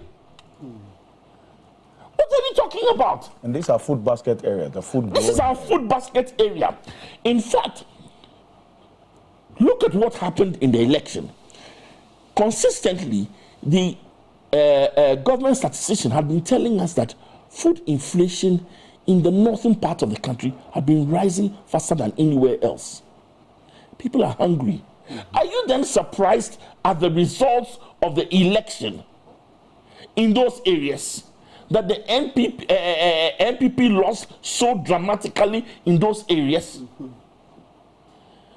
You know, we are in tough times. We are in very tough times. And anybody who thinks otherwise is living in some Some alternative reality that, frankly, I don't see. What is the finance minister designate really faced with? Oh, he's faced with. You know, the challenge you have now is that everywhere you turn, this way, that way, up, down, everywhere is a looming problem. Oh. Yes. Everywhere is a looming. Should we tackle our Greek? Yes. People are hungry. In the country that is working? Yes. You should tackle our Greek because people are hungry. You should tackle our Greek because if we don't have food in our stomachs, everything else pales into insignificance. Of course, you should tackle energy. Of course, you should tackle, what do you call it, the interest rates. You should tackle. So you see, it's a hot space. And if there's anything I had to recommend about our incoming minister, is that he's a cool, calm head. Because otherwise, the amounts of pressure that will be thrown at him will be incredible. And you see, we haven't even started talking about things like how do we get the financial sector going so that it can lead the recovery? Right. How do we've promised an SME sector. You see, the government cannot provide enough jobs. Jobs will come from the SME sector. How are we going to get to a position where the SME sector has the things it needs to start creating jobs? The access to finance. Are these interest rates where government treasury bills are over 28%? So there are really multiple problems. The only good thing now is that I believe there's a willingness to tackle them, and there's a lot of goodwill. But we cannot underestimate, we are lurching close to the edge. You see, you talk about the banking sector, and I read this report, I see Insights, about 22% of banks operating as we speak failed to meet the 13% capital adequacy ratio, that threshold. How threatening is this? It is threatening, but to be honest with you, almost every financial institution is working hard at raising new capital. But how did that occur? That occurred because of the domestic debt exchange program, for which the brunt of that issue fell on the financial sector. Remember that they negotiated a deal to extend the bonds for up to 15 years at a different rate before they even negotiated with the individual bondholders. So, listen, as for describing this economy as robust, there's only one thing we've done. Clearly, we've done well. Not only one thing, but one of the things we've done clearly well is that this year, last year, the Gold for Reserves program managed for oil. No, not just Gold for Oil. Gold for Oil is one other program. Gold for Reserves is another program. The Gold for Reserves program, at the beginning of the year, we only had 0.8%, 0.8 months reserves available. By the end of the year, we had grown our reserves to over 8 billion cedis. We even had enough reserves to try and throw some money at propping up the value of the cedi in the last weeks leading up to the end of the year. That's one good thing. That's one of the things that will encourage the current government to continue, because that was the one thing that His Excellency former President Nana Addo Dankwa Akufo-Addo left for us. That was the one thing when he says the economy is robust, that was the only thing he could quote. He said, I was left with 6 billion in reserves and I left 8 billion. 6.2 to 8. But that's the increase is infinitesimal. At least 8 years. Ask him, why didn't he talk about inflation? Excellent. Why didn't he talk about the CD's value? Why didn't he talk about all the other parameters? Say that was the only parameter he could put his hand on his chest.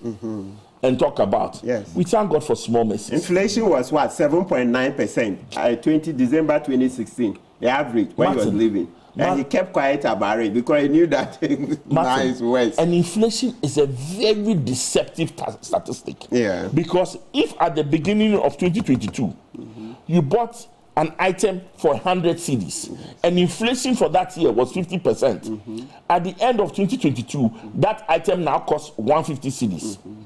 If in 2023, at the end, inflation was 30%, it is 30% of the 150. It goes up to 200 cedis. Today, if inflation is 25% at the end of the year, it has gone up from 100 to 150 to 200 to 250.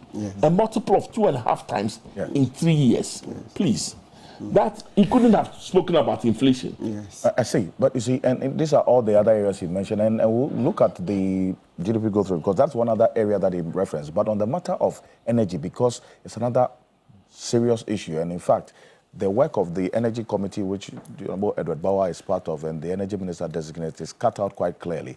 This is what Mr. Bauer, WAPCO sent, and you at the committee meeting this week.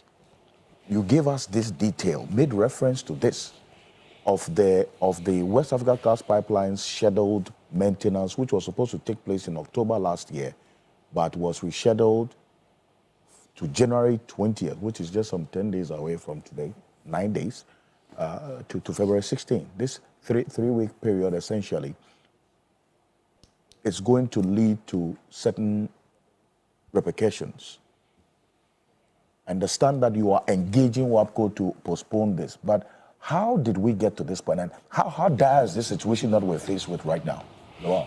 So thank you very much, and Alfred, because as our pre-arrangement, in the next 10 minutes I'll be leaving here. So basically, anytime you have any energy asset, it is important to always have what we call routine maintenance. There are for two purposes. The first purpose is to ensure that you can forestall any eventuality, assuming that there was something that happened, because during the period of you operating something could have happened. And two, it is also for insurance purposes. Because for anybody who, even if you pay your premiums and what have you, you must also adhere to your routine maintenance. Anytime it is time for you to maintain the facility and you do not do it, and then there's a problem. In taking advantage of the insurance cover becomes a problem. And so for any capital intensive infrastructure, you always will have to deal with things like that. So that's the first thing. So WAPCO had written to the government of Ghana that, look, we have a mandatory maintenance to do in October. The repercussion for that was that because it's a pipeline that conveys gas from at least the 70 million scarf of gas. The moment you do that, it means that I cannot bring gas from the west, even though I have gas from the west. I can't bring gas there, and you are not also getting me gas from Nigeria. So I will need, and luckily, I can't bring gas there, and you are not also getting me gas from Nigeria. So I will need, and luckily enough, our plants are, some are dual fueled, some are triple. So it means that they can use diesel, they can use light crude oil, they can use gas. The government said that give me the opportunity to procure enough liquid fuel as an alternative fuel for powering those. So extend your thing from October till January. So that's what they told government. So they usually it's things like this because they also you utilize their infrastructure. So sometimes they can be a bit reasonable with you. So they did that. They allowed them to do it. It was during this transition.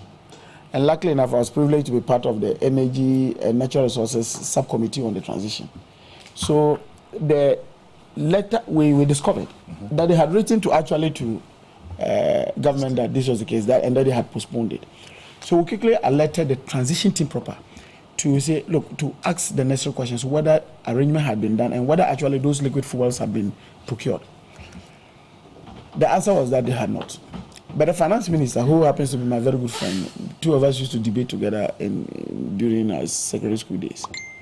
He promises that look, he was going to release money to procure it. That's Mohammed Aminanta. January 7th, there's a handing over and we realized that not even a letter had been written making a requisition for it. Had been written a letter? Not even a letter making a requisition for it.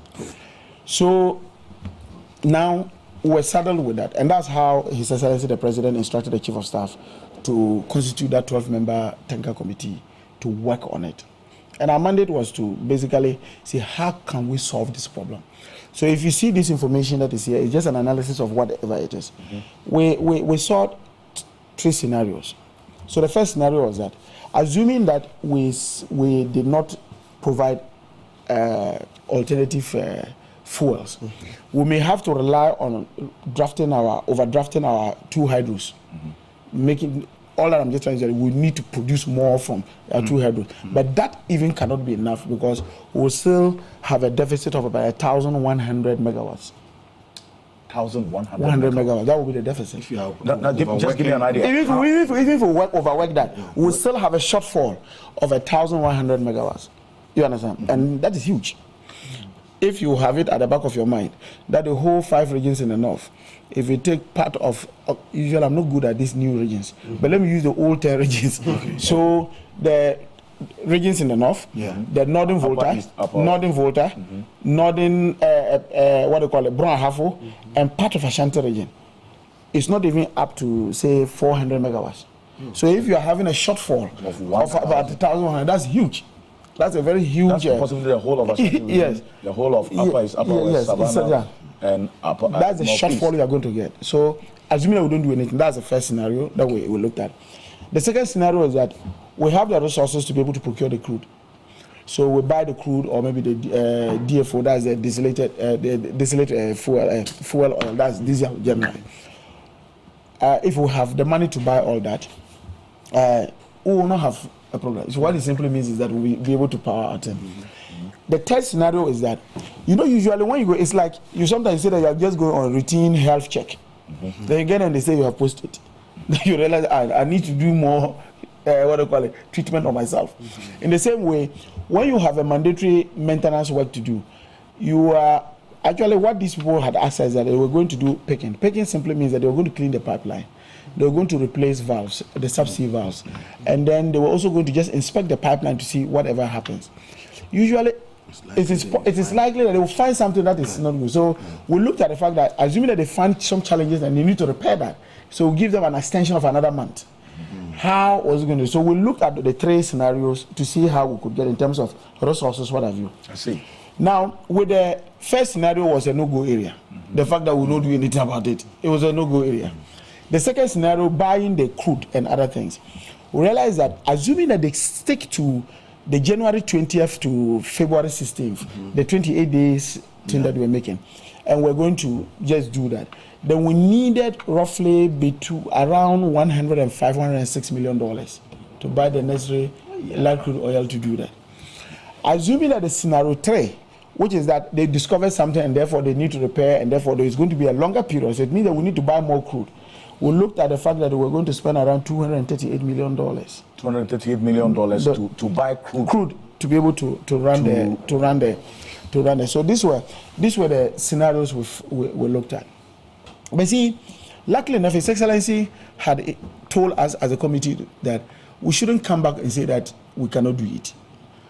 So, looking around, the money is no longer the issue. What is the money is not the issue because we have no option that to look for the money anywhere. Because if you don't use the money, businesses are going to go down, and you will lose more. Guess what? So the money was not going to be the issue, but we are now racing against time. The reason is simple. Ordinarily, assuming that the nearest place that we can procure light crude oil from Nigeria. So if we are going to get from Nigeria, our first thing is that even assuming that everything goes, we have the money and that everything goes on smoothly, you need between 15 to 20 days to get the product to Ghana. That's the first point. In the worst case scenario, it's around 30 to 35 days to get the product to Ghana. His Excellency realized that, look, he needed to use a bit of diplomacy and other things to talk to his colleague in Nigeria to say that, look, I know that there's a queue in getting the product, but can you intervene because I'm most likely going to run into crisis. So he worked on that. But that also comes with a premium. Assuming that in the queue, I'm supposed to be giving the product, and suddenly you are jumping me, you need to pay some premium to be able to do that. So that's again an additional cost to the state. The additional cost of moving us from, say, the 10th position to so second position that's to get the crude. Yeah, so that is the first. So assuming that we get this product and come, light crude oil, it's not like, you see, usually if I drive my car to a pump station, they just put the fuel in it and I drive and go. Unfortunately, with the crude oil and other things, when it comes, you will have to, for example, if you take SunPower, they will have to treat it in a minimum of 2 weeks. And I believe most of you saw it, that even the SunPower boss had indicated that it's 2 weeks. So minimum of 2 weeks to treat the crude oil to be able to use it. So if you take 14 days, the crude is coming and immediately you have to treat it for this. Yes. So if you take the 2 weeks plus, say, I'm looking at the minimum, so that's about 30-something days. And meanwhile, from January 7th or January 8th that we entered into the office and saw what was happening, to the date that they have given, that 20th of January, it's just 12, 11 days that we had. Yeah. So time is actually not on our side. Now we had a discussion, and I'm just stating the facts as they are. Yes, please do. I saw that media houses had said that, WAPCO had given us an opportunity to extend the period. Yes, that was what was reported. We flirted around that idea with the representative of WAPCO in that meeting. And whether there was a possibility of extending the distance. Then they said, maintenance. Then they said, okay, they could move it to around February 3. But they still have to talk to their vendors, because they are coming to do the maintenance, so they have to talk to them. Because sometimes if you move resources and other things to come and start something, and you say suddenly you want to change it, it's a cost, because you are keeping it. That's also a cost and other things. Yeah. So they are talking to their vendors to see what happens. As at Friday, which was the close of business yesterday, we had not actually gotten a formal letter to them saying that they were moving the date to February. So tentatively, we are still working with the January 20. But you see, I think that sometimes we need to be a bit careful about how we deal with some of these important issues. We must learn to be a bit more nationalistic than we think we are. Because look, if I go to my house and there's no light, assuming that I stay in the same area with Andy, the light will not say, by virtue of the fact that Andy is MPP, he will have lights. If Andy has a business that relies on power, it won't say that by virtue of the fact that he's an MPP man, he's going to have that. So there are some things, so there are some things that we need to go beyond that and say that, I want to do you shaggy. You know, that sort of behavior. So is that what we are faced with? Because if you say we have reserves of 8 billion, explain to us, the lay people. If you say we have reserves of 8 billion, how come they didn't place the order for them? And you say, no, even beyond just the fact that they placed the order, even at the transition meeting, the promise was made that I was going to release money to do this, only not to be... which was in sometime in December. Yes, only to realize that it never happened. So it's deliberate. It's a sabotage. So this is the point. But you see, just to conclude, you see, I just saw that, I saw my friend and colleague, I'm talking of Bembuachi. You know, we had indicated very clearly that irrespective of whichever government, whether it was John Mahama, it was Baumia, whoever was coming, we're going to run into power problems. Yes. We are cycling. Let me ask one question. Maybe just one question. In the Presidential Transition Act, the Administrator General is supposed to have record of all such transactions. Yes. Were they available to the Administrator General as per the current government? What available? Submitting all transactions and consequences thereof to the Administrator General. If the government then has submitted all these to the Administrator General, the transition team would have been furnished with these scenarios even before you started work. And the Administrator General was supposed to receive this 3 months into the election. So was it done? But remember that there's a transition team. All reports and transitional reports, the reports and other things that were brought, the cutoff point was in September. Cutoff point. You know the cutoff point for all those documentations. Yes. Is September. I'm developing a point. Okay. So the cutoff point is September. Right. So what the Administrator General will have up to September. I get the point. Up to September. This request was done in October. So that information will not be. That will not be with. So that's why in the course of our work, we got to realize that this letter was in the system, and therefore we then prompted them. Look, you have this letter. You also wrote back and said X, Y, Z. Have you done it? Right. Then they said no. But then at the meeting indicated that, look, we were going to go ahead to ensure that we release the monies to do, which never happened anyway. So that is cry over split. But I'm just trying to make, because my time is limited and I have to leave. The point that has to be made is that beyond this temporal issue, there's a bigger issue. If this document that you hold, and that's why our state institutions must begin to be a bit more transparent than they are. Let's put on the screen. You see, if you look at this document, you know, consistently we had always been telling people that, look, we're running into problems, other things. But because sometimes we cow down state institutions, they don't act as professionals. They also begin to start acting as politicians. Look, this document, if you see this document, it tells you that by the last quarter of this year, we need to add 245 megawatts, roughly, of power. So we need to procure that by the last quarter, based on the projections that they have made. And this is a document that was presented to all of us. 2, we will need, again, already we have a deficit of gas consumption.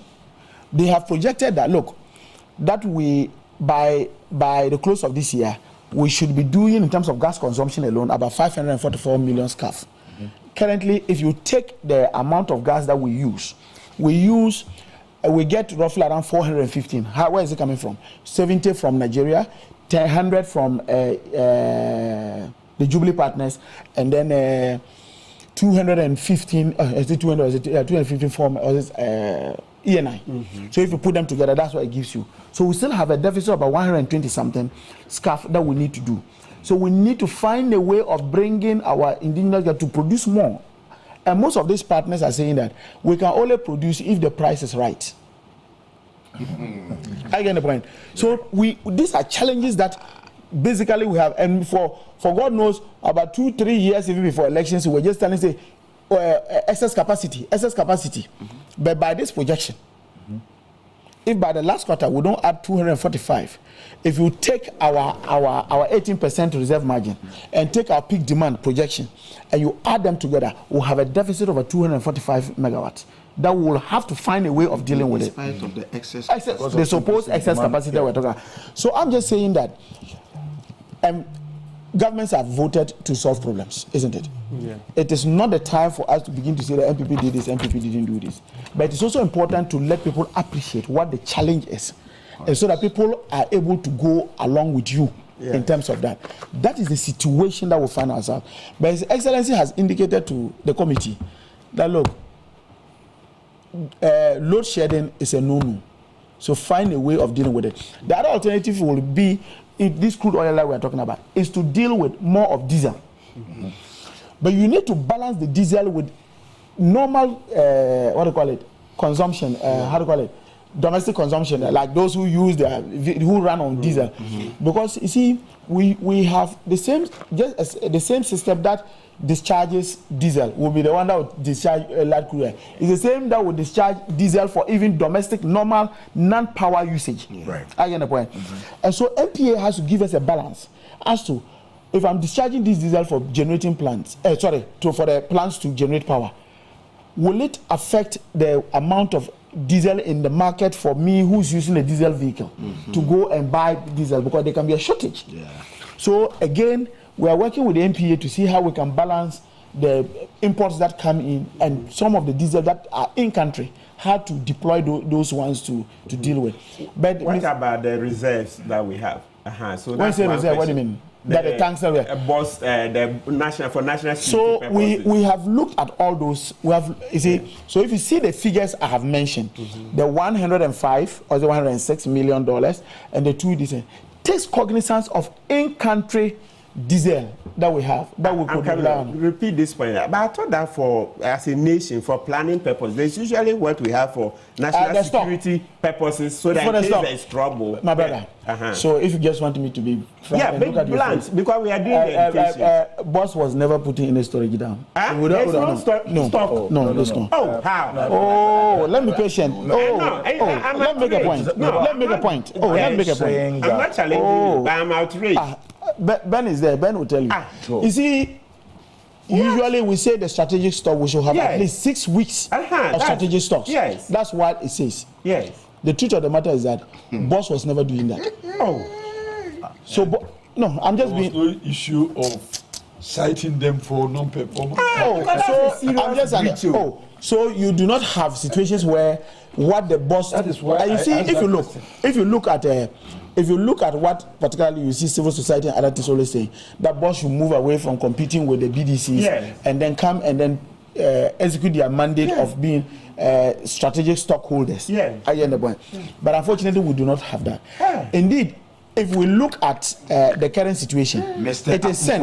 If you see Sen Power, Sen Power had, and I think that also is on the document here. Yes. So Sen Power had diesel that could to the next one. Diesel that could take us up to 20 something. Is it 20 to 20 something days? That can take us to that. But that will not be enough. I get the point. So I am just saying that look, that is the situation we find ourselves. We should be transparent about it. Yes. But we cannot begin now. We can't afford to begin to start blaming the past government. That's why they are out anyway. Oh no, but that's one they fight. No, I agree with you. That's why. So that's why they are out. No, right? If we don't have strategic stock, Mr. Honorable, but you see, that's why I really have. I want us to understand because you see, it's actually it is a national security threat. Yeah. Essentially, that if you do not have the 6 weeks of strategic stock, but you see, and that's not something we can. No, we don't have that. We don't have that. Just move on. We don't have that. Let's assume he's just being a politician and bringing. No, but you see, that's the point. Let's even assume. Yeah, so that's why to believe him. It's too bad to believe. This is what we are saying. I'm even scared. In fact, if we had a 6 week stocks of products, gentlemen, if we had those 6 weeks stocks, would have definitely considered that as part of our what do you call it in trying to see how we're going to solve the problem. I see. So we don't have it. But the issue is that the way you say it gently that we don't have it, it makes me true. We don't. Yeah, I couldn't have said it in a way that just said we don't have it. We don't have it. What? You see, and civil society, we didn't. And when you read the books, you know that. Ben knows it. Ben knows that. Ben, and you didn't mention it. Ben knows that. Ben is very knowledgeable in this area. Yes. So basically. Let me acknowledge the presence of Ben Boache. He is Executive Director of the Africa Center for Energy Policy, ASEP, one of the foremost CSOs we have in the energy space in this country. So, Boache, good morning. Welcome. Ask you that question. Calling me serious. Good morning, Alfred, and good morning to my friends in the studio. Great. Now, just a quick point, because Mr. Wall have to leave us. This non-availability of the 6 weeks strategic stock, that is the fuel that Boss was supposed to store for us as a country to last for at least 6 weeks, just in case something happens, we can rely on it that we will have 6 weeks of a buffer to be able to rectify any emergency. Mr. Bauer says that per the records, Boss did not and does not have any 6 weeks strategic stock. Is this consistent with the information that you have? No, I think we've been saying this all the time, that Boss lost focus, moved away from reserve, company to focus on commercial activities. So he's actually been competing with the local businesses, the BDCs, who are set up to actually build capital and compete with international players. And then you have a state outcompeting these BDCs and rendering them inefficient or incapable of actually competing at the global stage. So that is what BOST has actually been doing, rather than keeping strategic stocks and maintaining assets that are aligned to that purpose. They have been trading, doing commercial operations. And you recall, when this gold for oil thing came in, we kept insisting that it is the same BDCs that have kept us, out of the woods. They've supplied fuel. We never lacked fuel. You have currency problem, and you're bringing in all kinds of policies to derail the participation of the private sector in the area. And it was essentially to make money for some people and not to fix any problem that existed in the downstream. So essentially that's what it is. And we have put out policy options for this kind of government interventions in the downstream. BOST essentially has become redundant at this point. There are ways of even keeping the strategic stock without government putting in the money. The private sector, as part of their regulatory processes, could be made to keep the strategic stocks and keep the buffer without government coughing any money. But the incentive always to award the political system with that kind of weaknesses and inefficiencies will keep an institution like BOST in the market. I see. So if you say that this deliberate action on the part of BOST was to benefit certain people at the expense of the country? No, but let's ask ourselves, what is the mandate of BOST and how are they delivering the mandate? If we're able to answer that, then we'll know why they exist. If you exist to keep strategic stocks, and you haven't had that stock, why do you exist? You're only existing to compete, bill consumers with margins that we pay.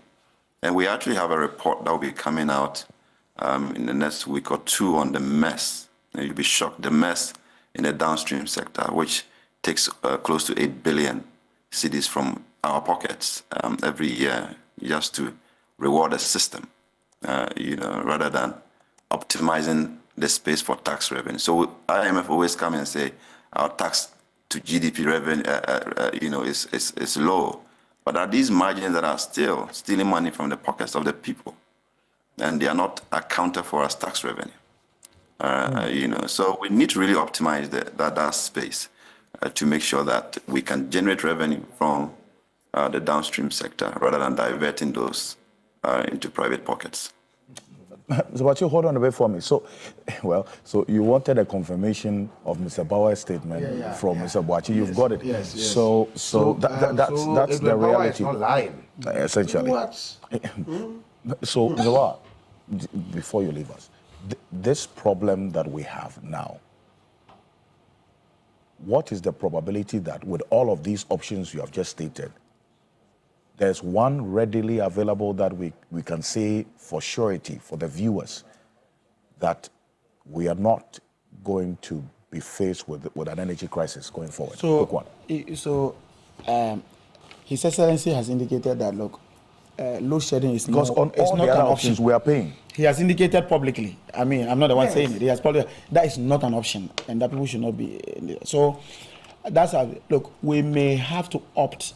Whilst we wait for this crude to treat and other things, we may have to also opt for a more expensive diesel to run those plants that can actually run on diesel.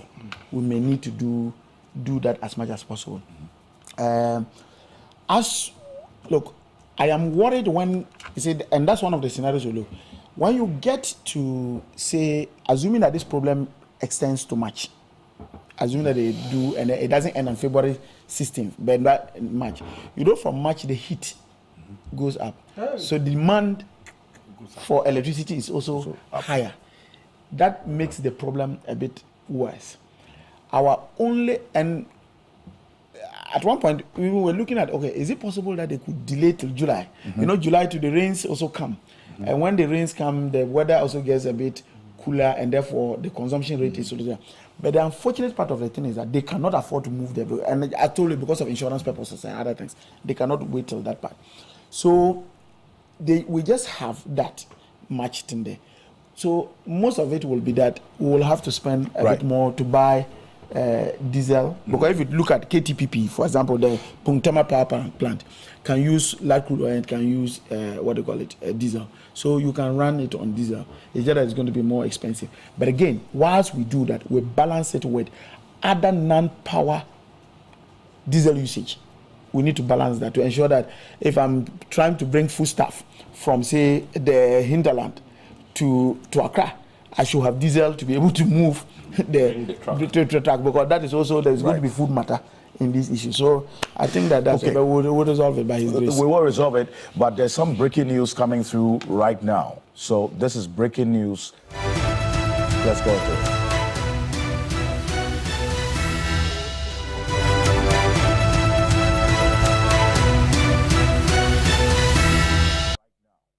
Well, we just got information that appears some persons within the presidency are watching us right now, and that earlier conversation on the number of ministers, there's some breaking news coming through from the presidency right now. And the executive instrument is going to be on your screen. EI1 is Civil Service Ministries Instrument 2025, in exercise of the power conferred on the president under Section 11.3 of the Civil Service Act 1993, PNDC Law 327. This instrument is made this 9th day of January 2025. Ministries of the Civil Service. The following ministries in the Civil Service are hereby established. So, these are the ministries that His Excellency John Mahama is going to work with. 1, the Ministry of Finance. 2, Ministry of Health. 3, Ministry of Interior. 4, Ministry of Defense. 5, Ministry of Education. 6, Ministry of Energy and Green Transition. So that's an addition, Ministry of Energy and Green Transition. So take note of that difference right now. Ministry of Energy and Green Transition. 7, Ministry of Roads and Highways. 8, Ministry of Transport. We also have Ministry of Sports and Recreation. So that's another one you take note of. It's changed from Youth and Sports to Ministry of Sports and Recreation. Then we have the Office of the Attorney General and Ministry of Justice. And so that advocacy for it to be decoupled is not happening now. So the Office of the Attorney General and Ministry of Justice has been maintained. Ministry of Lands and Natural Resources maintained. Ministry of Local Government, Chieftaincy and Religious Affairs. So the Chieftaincy Ministry has now been also added to the Ministry of Local Government. So there's Ministry of Local Government, Chieftaincy and Religious Affairs. There's Ministry of Foreign Affairs. There's no more regional integration added as we see it. Ministry of Foreign Affairs. There's Ministry of Communications, Digital Technology and Innovations. Ministry of Communication, Digital Technology and Innovation. So that's the difference we see there from the previous administration, Ministry of Communication and Digitalization. So this is Ministry of Communication, Digital Technology and Innovation. Also, there's Ministry of Environment, Science and Technology. That has been maintained as it was. Then there's Ministry of Youth Development and Empowerment. That's a new one. Ministry of Youth Development and Empowerment. Then there is the Ministry of Works, Housing and Water Resources. So now the Ministry of Works and Housing now added to the water resources. So Sanitation Ministry essentially has been collapsed. And now we have Ministry of Works, Housing and Water Resources. Then the Ministry of Gender, Children and Social Protection has been maintained as it was, and also the Ministry of Tourism, Culture and Creative Arts. Tourism, Culture and Creative Arts maintained. And the Ministry of Labor, Jobs and Employment. It's the next one. And also Ministry of Food and Agriculture maintained. And, well, there is a Ministry of Fisheries and Aquaculture that has been maintained. So the Ministry of Fisheries and Aquaculture, based on this list, has been maintained. That's how I come to former ministry. You were saying that they should collapse it. Well, there is the Ministry of Trade. There's a Ministry of Trade, Agribusiness and Industry. trade, agribusiness, and industry. So these are the 1, 2, 3, 4, 5, 6, 7, 8, 9, 10, 11, 12, 13, 14, 15, 16, 17, 18, 19, 20, 21, 22, 23 ministries. 23 ministries as announced to right now. This is breaking news coming through from the ministry. In fact, the presidency, I beg your pardon, following ministries in the civil service hereby established. 23 as announced. This is breaking news coming through right now here on Key Point.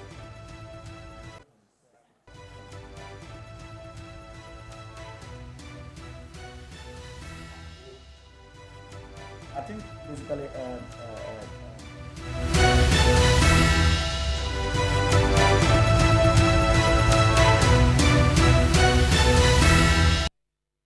So that's a breaking news coming through right now from the presidency. Zabor, quickly. Yeah, so I was just trying to say that post-elections, His Excellency John Dramani Mahama has been consistent. He says, look, I promised the people that I will give the system ministers, and I'm going to stick to the system ministers. So the 120-day, what do you call it, social contract with Ghanaians, none of it has been altered.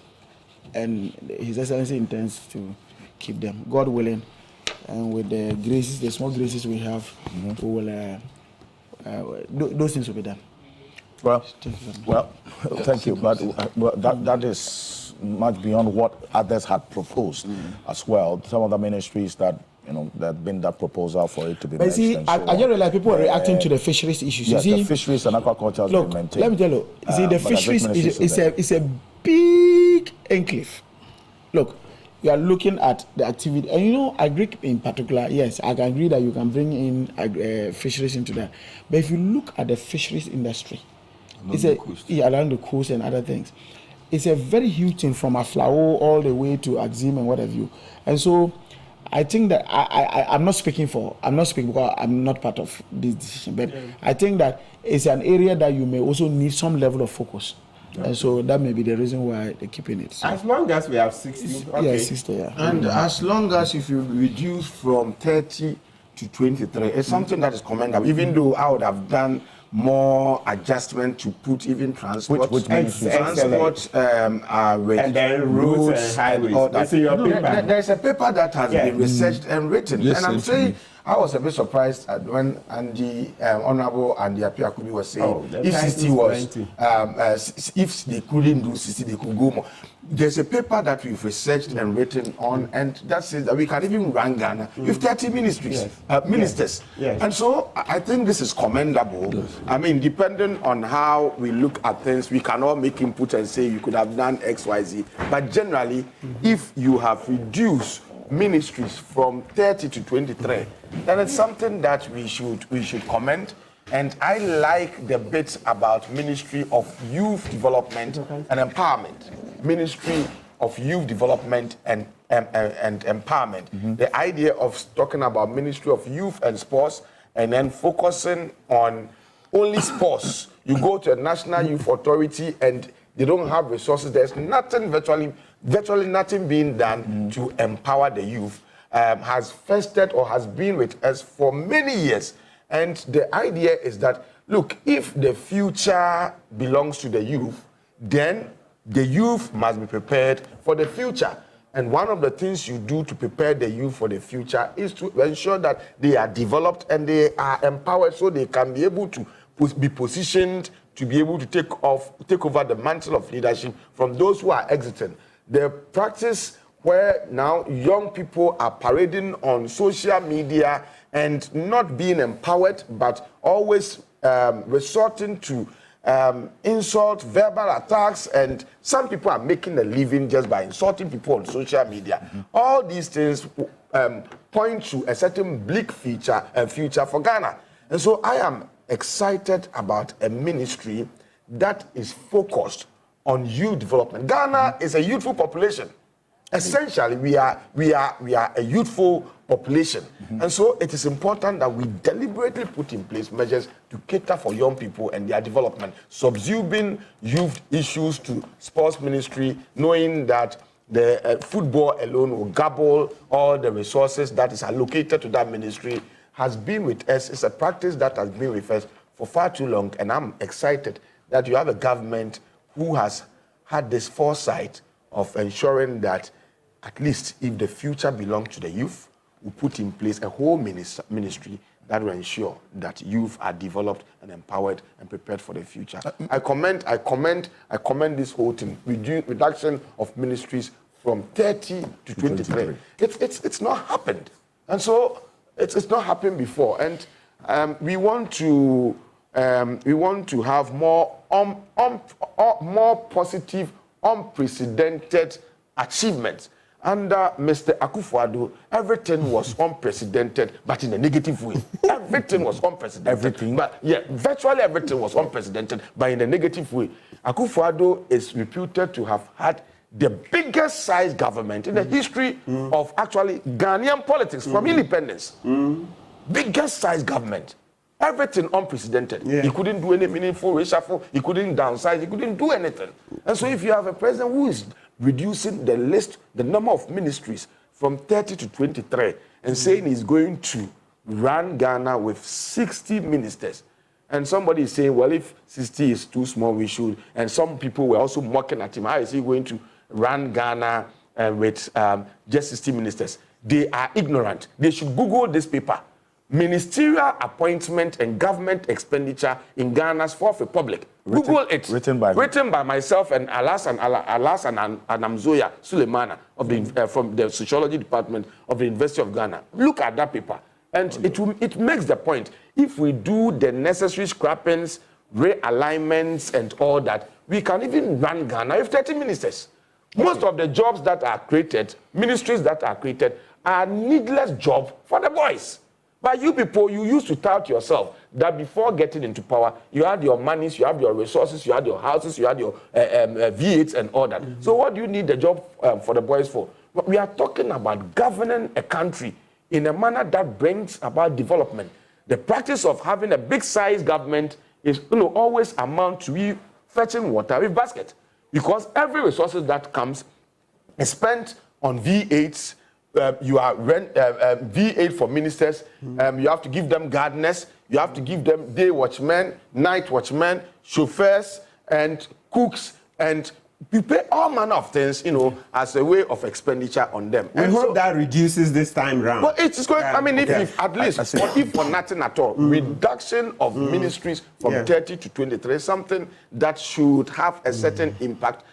Impact that we all can see. I see. Mr. Jackson, you see, this matter cannot just be limited to the numbers we are seeing. It's also about the cost of governance, which you have also spoken about over time. Yes. To the extent that, yes, there has been a reduction, but then again, not just in the numbers, but in the expenditure as well that goes with this, is it not? Yes, first of all, I'd like to caution that the cost of governance is not only in the ministers, it's in the special aids, it's in all the multiple advisors to the advisors, advisors to the consultant. All those numbers should be looked at critically. Yes. Also, we should look at the amount of money we're spending out of the Jubilee House, and all those put together. And even the MMDAs, what are they spending? The size of government, you see, government looms large in everything. The biggest employer, the biggest subcontractor, the biggest everything. And we should start to think of trimming the size of government. One of the things we forget is this. Every time you take tax revenue from the private sector, you are presumed to be spending that money in a more efficient way than what the private sector would have done. So as we ask for more and more tax revenue, we should make sure we're not just shifting the money from an efficient way of spending in the private sector into a grossly inefficient and corrupt way of spending to the center. One issue that I want to take a little, one of the issues we have now is about tax revenue. The tax leaking from the energy sector must be looked at critically. It is as important as the exemptions we give. And we've created a beast where people can bring in oil, set up a company, fly by night, not pay the taxes, and disappear. That's a huge leakage that we should look at. But this is a step in the right direction. Nobody can knock this. It's a step in the right direction. Reduction of the numbers from 30 ministries to 23. It is a step in the right direction.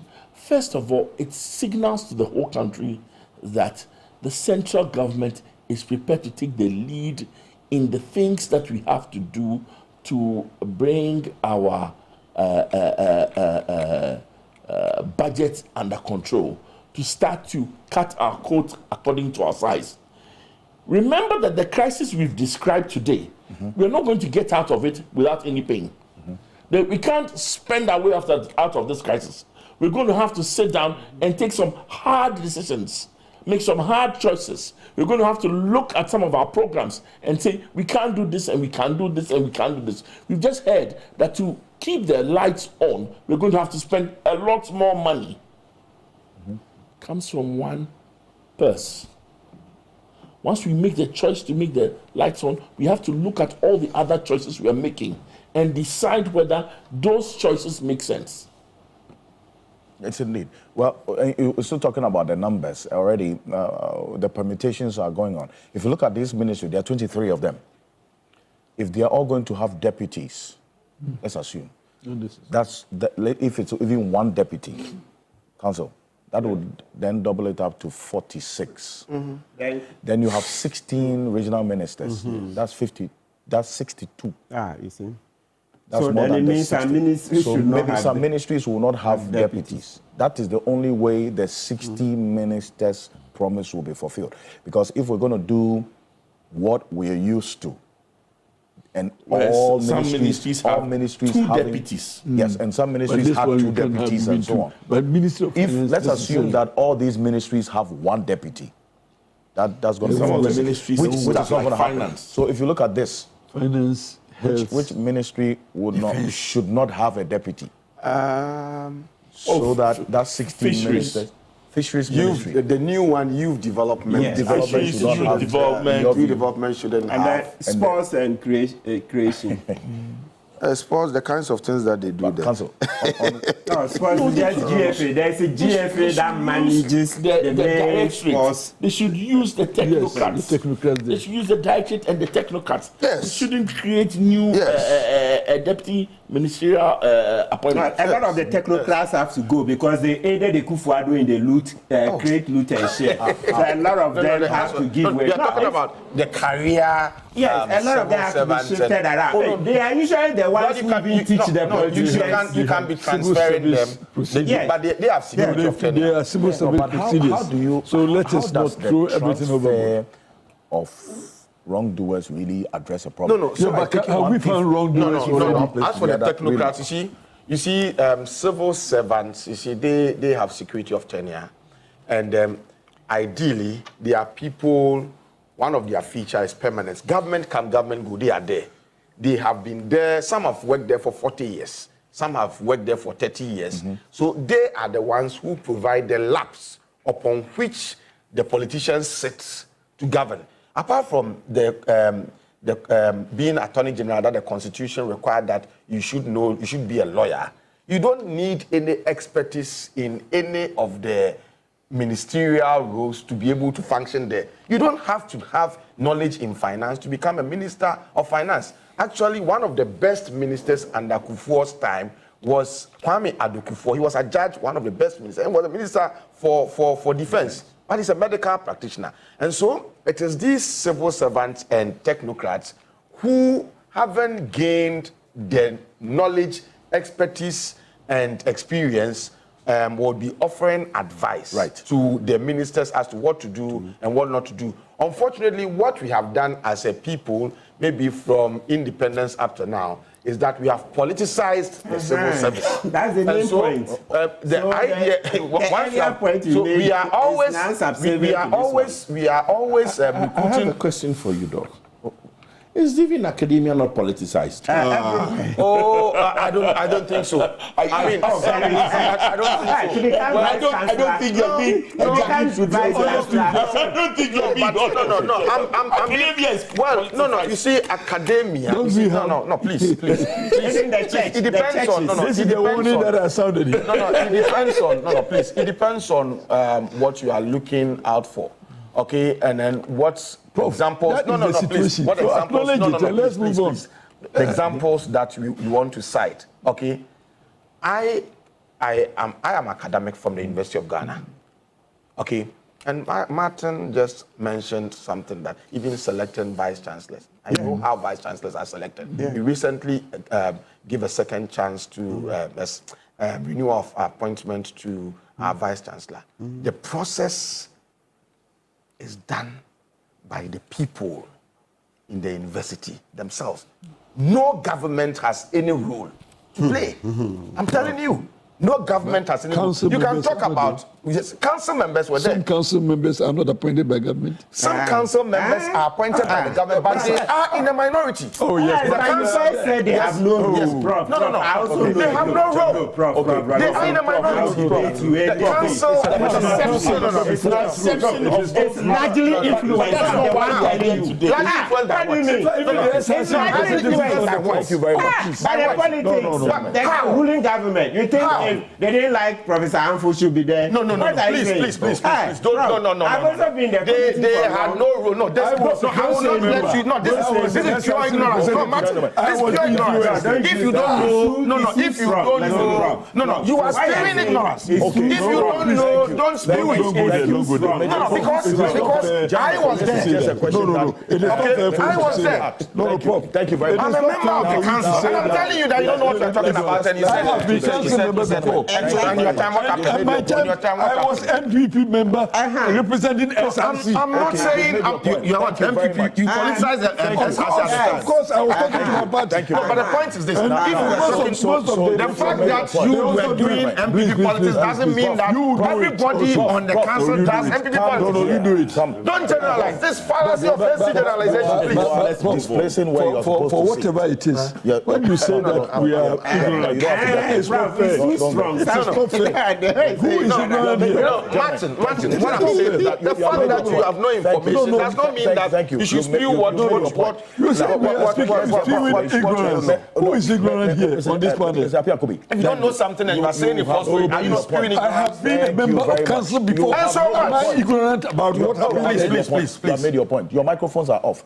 Now, the fact that the government appointed some people on council does not mean that all members were appointed by government. So the government has about 3 or 4 ministers. Do you know the number of people who constitute council? No. I'm asking you, do you know the number of people who constitute UG council? I have said that. Please, I have been a member of council before. Stop. Mr. Piakubi, stop. Please, don't do that. Let's get back to Lawyer Martin People. Your quick thoughts on this appointment. That, in fact, the information that we just got right now from the ministries that have been established, the 23 ministries. Quick one on this. So the 23 ministries. Okay, so now it's sounding, or it looks like, okay, it's close, but obviously you can see that I was thinking that a few more could be done. But to the extent that, and we've already made the point, that Ministry of Roads and Highways, that is, could have gone with transport. But, you see, the president is in the saddle. Yeah. His main promise, which we took, was that there will be 60. So, if he lands on 60, it's okay. We'll kind of reserve further judgment, because the main one he promised, the electoral campaign, was 60. It wasn't on the ministries. So I don't want at this stage to run ahead of myself. The main one we want to hold him onto is the 60. And let's not forget, you see, Ghanaians, just in case we've forgotten, when you read Professor Jampo and Professor Anamzoye's paper, you see that even when Mills appointed 75, when he became president in 2009, Ghanaians were very upset. In the paper, it's cited in there. So this thing about reducing the number of ministers, it didn't start today. It didn't start today. So there's been that constant clamor to reduce the number of ministers. Like if you Google, you see in the US like this, their cabinet, you see that they will tell you that 15 secretaries, right? You look at the UK, the number of cabinet, you know, ours we say not more than 19, okay? Yes, and yet this is a small country and we have such a bigger number, even for the cabinet. You see the thing? Because by saying not more than, of course, you know how, because of the pressures here, the perks of, so people would always push for the higher numbers. So my point is that, at least these are early days. Let's see, let the conversation continue. Right. Moving to 60 is something we can do with, but I bet you, moving forward, the numbers will have to come down as we go up. I mean, as Ghana develops. Because what's going to happen is that, you see, with time, what's going to happen is that, and even you see it happening, those days, when you saw even a district chief executive, he was like the chief. But today, when you see district chief executives, generally, because education, access to education is increased massively, a lot more citizens are even better educated than the DCE. So when you see the DCE, he's no longer a tin god.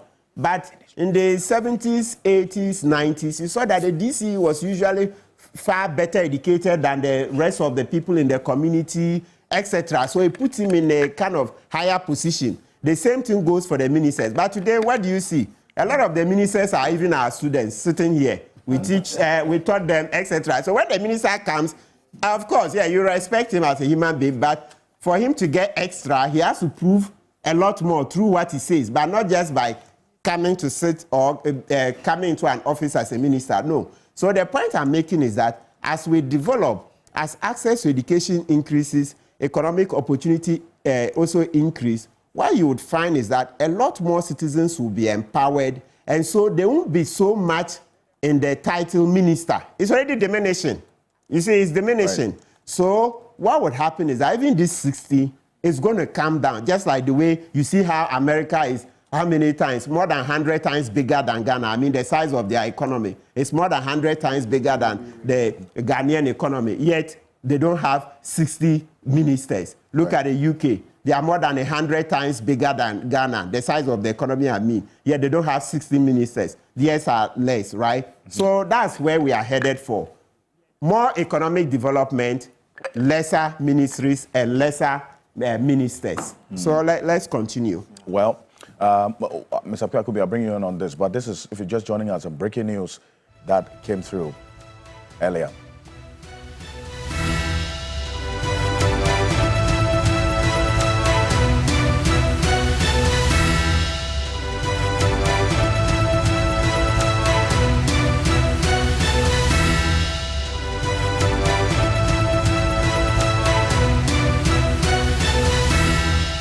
So, in exercise of the power conferred on the president, and indeed, just in connection with the conversation we're having earlier here on Key Point, President John Mahama has just announced the ministries of the civil service that he's going to be working with. The following ministries in the civil service are hereby established: Ministry of Finance, number 1; Ministry of Health, number 2; Ministry of the Interior, number 3; Ministry of Defense, number 4; Ministry of Education, 5; Ministry of Energy and Green Transition, 6; Ministry of Roads and Highways, 7; Ministry of Transport, 8; Ministry of Sports and Recreation, 9; Office of the Attorney General and Ministry of Justice, 10; Ministry of Lands and Natural Resources, 11; Ministry of Local Government, Chieftaincy and Religious Affairs, 12; Ministry of Foreign Affairs, 13, Ministry of Communication, Digital Technology and Innovation. 14, Ministry of Environment, Science and Technology. 15, Ministry of Youth Development and Empowerment. 16, Ministry of Works, Housing and Water Resources. 17, Ministry of Gender, Children and Social Protection. 18, Ministry of Tourism, Culture and Creative Arts. 19, Ministry of Labor, Jobs and Employment. 20, Ministry of Food and Agriculture. 21, Ministry of Fisheries and Aquaculture. 22, and the final one that we have, Ministry of Trade, Agribusiness and Industry. These are the 23 ministries announced right now by the President, John Dramani Mahama, that he will be working with. And that's a reduction from the 30 ministries that the ex-Wal Nana Addo Dankwa Akufo-Addo administration worked with. That effectively basically reduces the number of persons. And we earlier were asking the question, if they were all to have deputies, definitely that would go beyond the 60 ministers promised by the President. So technically what this means is that, yes, some ministries may not have deputies because 16 regional ministers will be added to the list as we're seeing going forward. But what it effectively means is that there are some ministries that have been either merged or collapsed. One, the National Security Ministry is off. National Security Ministry off. The senior minister position was off a long time ago. The Ministry of Railway Development is off. Ministry of Special Development Initiative was off a long time ago. Ministry of Inner Cities and Zongo has been off. Ministry of Monitoring and Evaluation of the Chieftaincy Ministry essentially is what has been merged now, as we see it on the list as well. And then we also have the Ministry of Aviation also chopped off. And one that is conspicuously missing on this list is the Information Ministry. So I'm getting a lot of people then asking questions, and that's what we're going to put to persons in government. The Information Ministry is not on this list, but there's communications. So there is some precedence to this that probably might explain why the Information Ministry is not on this list. Professor Jampo, I beg your pardon, this is why I bring you in with the absence of the information, because you've written on this. What was your position on the Information Ministry and the Communication Ministry? The position of that paper was that information could be subsumed under the Communications Ministry. It creates some small desks there. Hey, don't call it small, just say it should be part. That's small, Charlie, because it's information. It should be because communication, because the communication is a big thing, okay?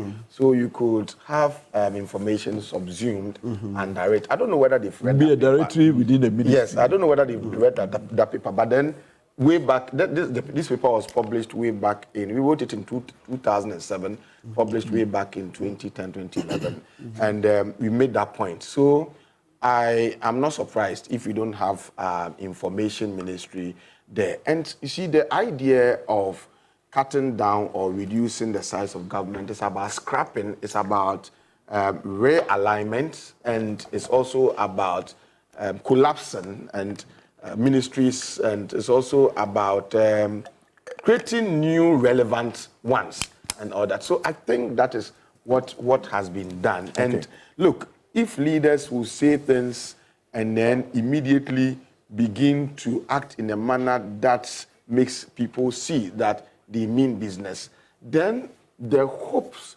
of the people that have been dashed in the political elite will be restored. And so honestly, as somebody who has done extensive, work on ministerial, the size of government, and the need for ministries to be collapsed or reduced and all that. I mean, I'm elated, excited about what I've seen. Okay. And I think that it is something that we should commend when President Akufo-Addo. So you made a point. We looked at the size of government from Kwame in the paper. We looked at the size of government from Kwame Nkrumah's time, okay, up to, I think, Professor Mills or Professor Mills' time. Yes. And you see, what pushed us into doing that work was that we were thrilled. I was thrilled by President Kufuor's critique of President Rawlings. He said that, look at the whole America, look at their population, look at their resources and all that. Then he mentioned that they had less than 40 ministers. And then he was saying, he was angry with Jerry Rawlings that Jerry Rawlings had appointed 82 ministers. But when he came in, he had 88. And of course, when he was questioned, he said, oh, when I was in opposition, I saw things different. And then when I came to... But when Atta Mills took over, he had 75. And even the 75, people were not happy. They felt that it could go down. Then Atta Mills exits and Mahama, who took over, it was around that same number. Then President Akufo-Addo, in whom we then had the Messiah, in whom we were well pleased at that time, took over and over 120 ministers. 28. Well, 128, 126 or something. And then we were saying the size of government was too big, and his response was like, the more you say it, I don't even care about you. And all that. So when I heard that President Mahama said he's going to do 60, I thought that it was something that was very good and ambitious. And I was quite surprised that you had people in government and people in parliament saying that it's not going to be possible. And if we are trying to cut expenditure so that we can save some to do other things, you are saying it's not possible. Now he's reduced the number of ministries that we have. He's done it. And automatically, if you do the math well, not all ministries must have deputies and all that. If you do the math well, we are likely to have the 60 ministers, and that will be unprecedented. And I'm saying that we are looking for more things that will happen in an unprecedented manner, but in a positive direction. Let me comment briefly on the people, the caliber of people, his names that have come up now. In fact, that's going to be the next issue, so I don't want you to go ahead. Okay, all right. Because then I'll bring him but as well on this, because the risk of also now having desks created within those ministries. And even that would then also defeat that purpose of, because I'm not looking at just the numbers reduced, looking at the expenditure associated with the reduction also going down as expected. That's really the most important thing in all of this. Abed, what happens is that sometimes you have one person and having appendage of advisors. And in fact, in the presidency, it happens all the time that you have presidential staffers who are not, counted by the population. You see, they are there, you don't know even the numbers. Sometimes they tell you we have so many of these presidential staffers, but you check and we find maybe three times as many people in that group. So let's also be careful not to overload also the ministries and the presidency with pseudo appointees. In fact, we go to a ministry, you could have special assistant, personal assistant, that kind of thing. Consultant. People carrying different titles, but still. And one person's salary, one consultant's salary. Sometimes they are even more than the ministers themselves. Can pay 10 ministers. They are more expensive than even the ministers. So if we are going to do a thorough work, let's also look into those areas so that we don't hide those people underneath the limited numbers and them drawing even more salaries from the national kitty than the ministers themselves. Again, institutions, how the institutions will work. If the institutions are good and working, we require less of the political leaders. But if the institutions are not working, then we, appoint many of them. Let me support you. Let me offer this information. In countries that run coalition governments, Italy and co, coalitions easily crumbles. And when the coalition government crumbles like that, sometimes the country itself run 3 months, 6 months, without ministers. You have built a credible civil service such that even when ministers are not appointed, the system runs on its own. And so it's important. As my good friend, he was trying to articulate the expectations of office of some of the people in the energy sector and the level of performance in the energy sector. I'm already embarrassed because when he says that certain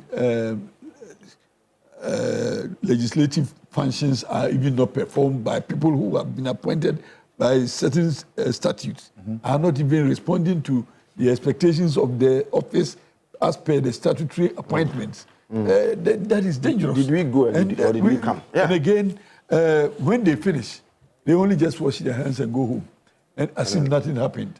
And then they blame the politicians. If you blame the politicians, and now you bring us to this low ebb, you are supposed to leave us with always keep a buffer of so many months, and we have nothing, and you are going home without any questions, and then we expect the public to bring out money to pay for your underperformance. And sometimes you go home with some handshake for you to go home. I mean, some of these things we need to interrogate again. And I'm particularly interested in the office of the Administrator General and the Presidential Transition Act. He is supposed to have in his custody all transactions from September of election year to December.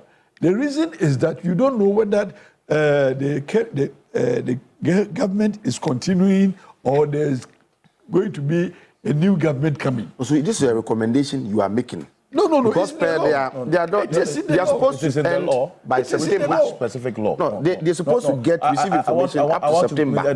Which specific law are you talking about? No. Presidential Transition Act. Okay, right. No. I think they receive information and transactions pending report up to September. In the election year, 3 months before the election, all state 3 months before the election. Yes, that is September. Yes, supposed to submit all transactions. But Bawa is saying that this thing that happened. Let Mr. Piakobi make the point.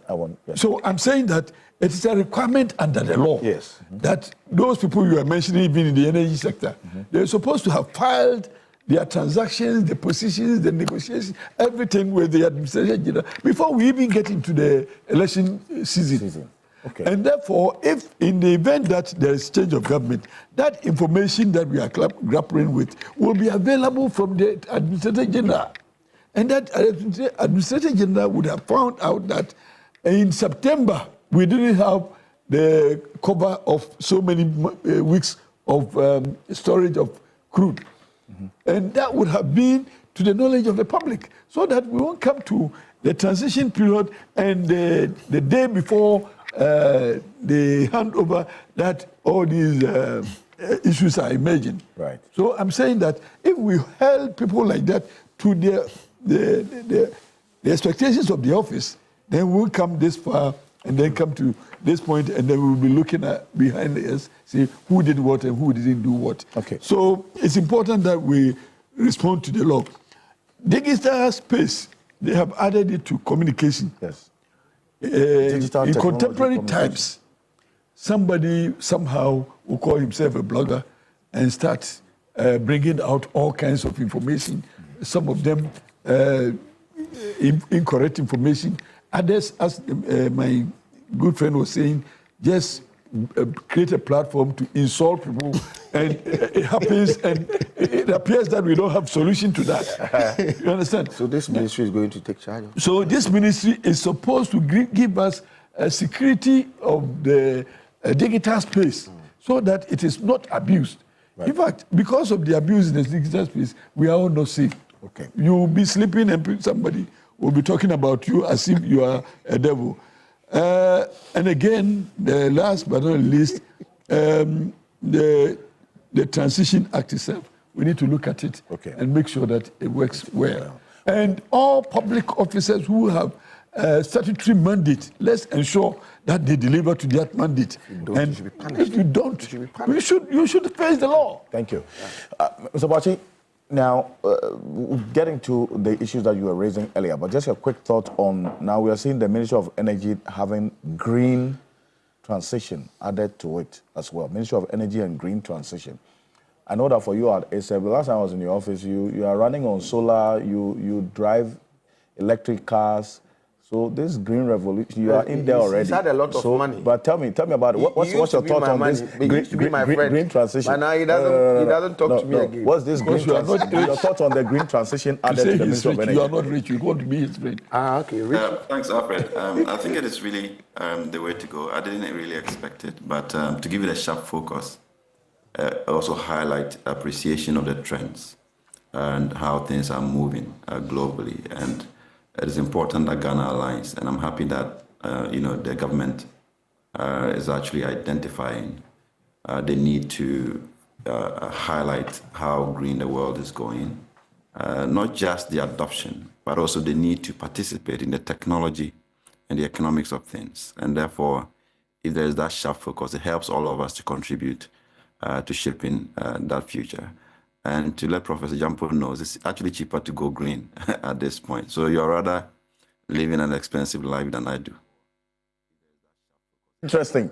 But then again, that fits into the kind of sector we're going to see going forward. My concern is that beyond the talk of the options that Edward Bauer just espoused, that this administration is looking at, I want you to tell me, maybe just in the brief presentation that you have, your own assessment of the energy sector, the problem we are faced with, because really that's the engine of the sustenance of our economy. What are we faced with right now? Maybe in a few minutes. All right. So I will just share my screen and try to walk us through a few things. I mean, for those of us who have been working around the energy sector issues, we actually embarrassed, sometimes when it looks as if, as a country, we don't have capacity to address the energy sector challenges. So what we are dealing with is actually more than a decade-old problem.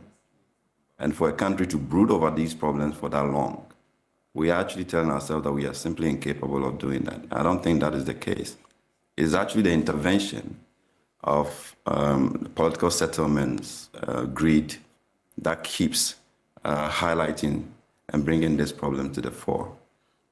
So I just want to walk us through some few context issues, and then we can see where we are and what we need to do to actually address the energy sector problems. Prior to 2015, we still had these problems of, power sector challenges and downstream challenges, as we have highlighted this morning. Yeah. But primarily, the inefficiencies in the power sector hinged on ECG's problems. The budget had to always be sacrificed to do investments in the sector because the balance sheets of the agencies couldn't actually bring in the investment that was required. So we have government investing in VRA, investing in GridCo, investing in ECG, which was quite onerous at the time. And you had the downstream sector that was actually regulated by the state. So government priced petroleum products and lacked the political will to always adjust prices to reflect the cost on the market. So you have under recoveries piling up, creating more debt. And of course, the usual mismanagement of the sector agencies, particularly TOR and BOST, has been historical. And they consistently even pulled along some agencies like GMPC. So that's really a background to it. But I mean, around 2014, 15, there was some resolve to actually remedy that kind of situation, to fix the inefficiencies at ECG, which of course then brings in investment, because if investors are sure they will get their money, they will be willing to actually put in the money. So there was efforts to address the managerial, technical, and financial inefficiencies to incentivize investment, and also be able to honor commitments in the upstream sector, because the gas development hinged on our capacity to actually pay back those investments. Otherwise, the budget had to intervene, which is actually the case today. Government is actually paying for the gas that is used to generate electricity instead of being recovered through the tariff that is always imposed on consumers by PRC. The downstream also was deregulated essentially under the IMF program, which brought a big relief to government, and that ensured a pass-through of the market price and also optimized tax revenue, because once government was not regulating the price, we could tax it appropriately. Unfortunately, some of the tax revenue, much of it actually, has been addressing inefficiencies in the sector rather than going into development, which at some point we'll have time to talk about in much detail. And that also imposed the legacy, levies that were to deal with the legacy debts and all of it. But when government shifted in 2017, we had outstanding debt to deal with, and we had the legacy challenges with the sector to actually deal with. So we saw a 2.5 billion debt that the president talked about, which was outstanding as of 2017. And that was the cumulative energy sector debt, TOR, and the rest of it, and then also the power sector. I see, and this 2.5 billion, this 2.5 billion dollars is debt that had accrued over which period exactly? From time immemorial to 2017. That was the debt outstanding. From Nkrumah's time to 2017. Absolutely. So that was the outstanding debt. About all right. Okay. Right. I just needed to put that in context for viewers who understand. Let's move on now. Yes. So we set up the SLR to deal with that outstanding debt, and also to deal with the recurrence or the accumulation of the debt was to privatize the ECG and then also deregulate the downstream, which had been done. So the outstanding thing for the government in 2017 was actually to follow through the ECG privatization and take off that burden from the state. But the ESLA, what happened. We converted it from addressing the legacy debt, which had been negotiated. Banks and the BDCs are taking haircuts already for the debt. So the ESLA was to deal with the negotiated debt, and then suddenly was converted to bonds. They set up ESLA PLC. We have a whole report that shows how wasteful we have been. Administrative and managerial, costs became so burdensome, even on the ESLA itself. And that actually diverted revenues from addressing the legacy debt, and then also attempted to address some of the recurring debt challenges in the space. The PDS thing, we know what happened. It never worked because government injected this requirement of 51% local content, but did not show who in the local context had that 51% money. And then we had the situation of politicians ganging up to take up that 51%, and the whole thing was aborted somehow, and it never happened. So we couldn't deal with the ECG problem, and you can see the graph there, how the inefficiencies have increased over time. When we tracked ECG's financials, by 2022, they were making losses of about 9 billion, almost 10 billion, Ghana cedis of losses. And this is even not inclusive of many other debts that are occasioned because of their own inefficiencies in the gas sector and also to the other utilities that are owned by the state. So it has been growing in inefficiency, and the state has been watching and looking on over the years. So the government then, in consultation with the World Bank, decided that they should set up a program to stop the debt accumulation and bring the sector to balance by 2023. To bring it to balance means that government wouldn't have to intervene. The sector will be able to pay its debt. You sell power, you make money, you pay the value chain. And that was what we're supposed to achieve by 2023.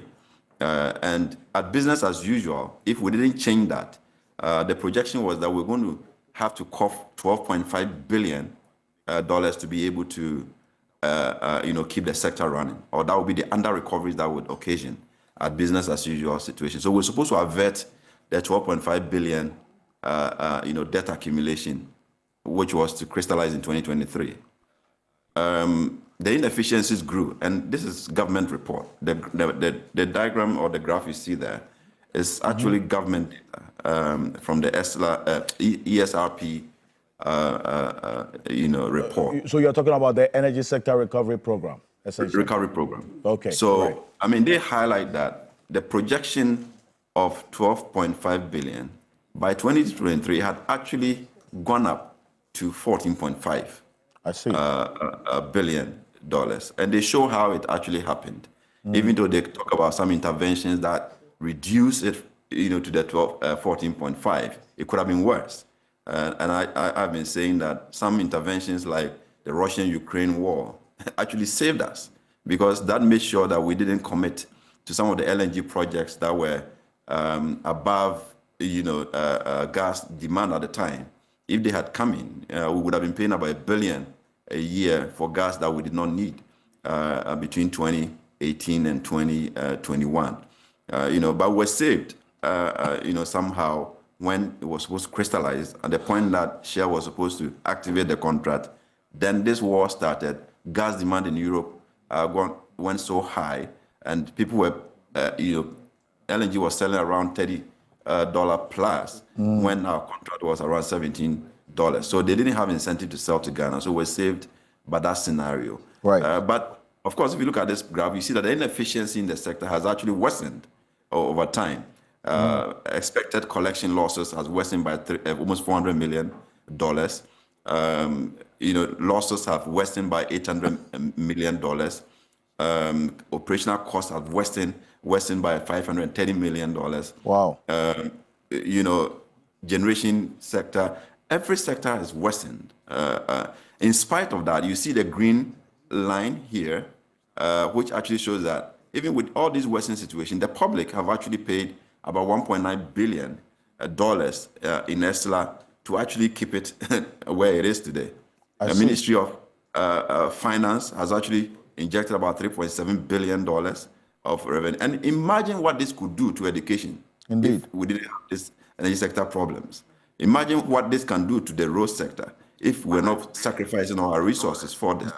Imagine about 3.08 billion actually for gas sector payments and the rest of it. So these are monumental wastes that are vocation because of inaction and poor judgment to actually fix the energy sector challenges. So that is why I've been saying that we have not actually saved the country from the waste in the energy sector. We have actually watched it manifest in a grand way that has actually undermined our development in many ways. So we need to fix that, and that is a bigger context for me, and not so much about whether WAPCO want to shut down or not shut down, which is a short-term problem that have occasion in many times. We have had WAPCO clean their pipeline, which they call pigging, in the past. 2020, when they did it, we had load shedding, and nobody complained. All right, so it's not a big issue. We must try to keep the light on as much as we can, but we have to be cautious and pay attention to the debt situation and how inefficient the sector is actually run. Because if you are switching to liquid, it actually means that you are creating more debt. Because if you give power to ECG, you are not recovering the money. You are actually donating to the sector. All right. So if government goes to raise over $200 million today to go and buy expensive liquid fuel to keep the light on, you have actually donated that money to the sector rather than investing in education or any other sector. So we have to be very cautious how we do it. And that requires that projections are much more robust and scientific. And that's why we have problems with the recent conversations and how the sector agencies are projecting, and planning the space. You cannot have a scenario of power sector shortfalls that eliminates TAPCO. TAPCO is about 330 megawatt power plant, which is functioning. But you see in GRIDCO's projection, TAPCO is missing. Yes. So you actually overshoot the deficit for politicians to plan with it. So what you are saying is that you're going to create more debt by programming or planning, a worst case scenario that actually doesn't exist. All right. You have fuel ascent power, which can actually give us about 20-day of power generation within the period that the WAPCO pipeline was supposed to be shut down. I see. And that wasn't really properly modeled into the scenarios that Greco put out, because they are running on gas primarily now, and they need liquids, minimal liquids during the peak hours, about 3,000 barrels. But if we have stocks in excess of 170,000 barrels, you do 3,000 to the 20th when they were supposed to shut down. You still have stocks that could carry you, even if you do full blast, you could do maybe 10, 15 days more. So all that had to be programmed into the scenario so that politicians are better informed. And this is where they have to realize, and I keep saying, that there is no bad decision that have been taken in the energy sector without technical people involved. Right. So when we think that everything should be so technical and we forgot about managerial and commonsensical approach to dealing with things, we get misled into some decisions that actually undermine the efficiency of the sector. So these decisions have to be tested much more robustly and not be afraid of doomsday and then move away from the bigger issue of addressing the under-recoveries, which we are now sacrificing the entire budget to keep the light on. And that, for me, is a bigger challenge. And we didn't even want to see this extension that has been pushed because the situation was painted so grim. Then the conversation was, should we postpone the shutdown of the pipeline to a later date, which for me was unwarranted, because we do know that once you move into March, you're going to demand more fuel. So we are pushing into a territory where more liquids will be required, more debt will be created, rather than taking the bull by the horn and dealing with the problem right now, so that we can get some liquid fuel to power some of the power plant.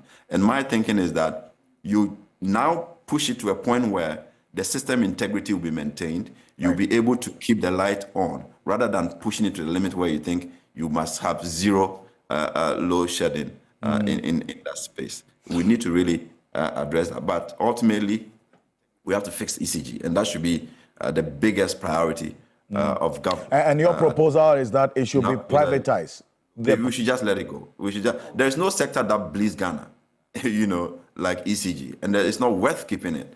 Even if President Mahama is able to make ECG an NGO today, there is no guarantee that the next government will make it. We will be in that cycle time and again. So we need to fix it once and for all and let it go so that we don't have to sacrifice the budget for it. When we let go of the downstream sector, there's revenue, there's taxes coming in, except that it's not being managed well. It's still been aligned to the power sector inefficiencies.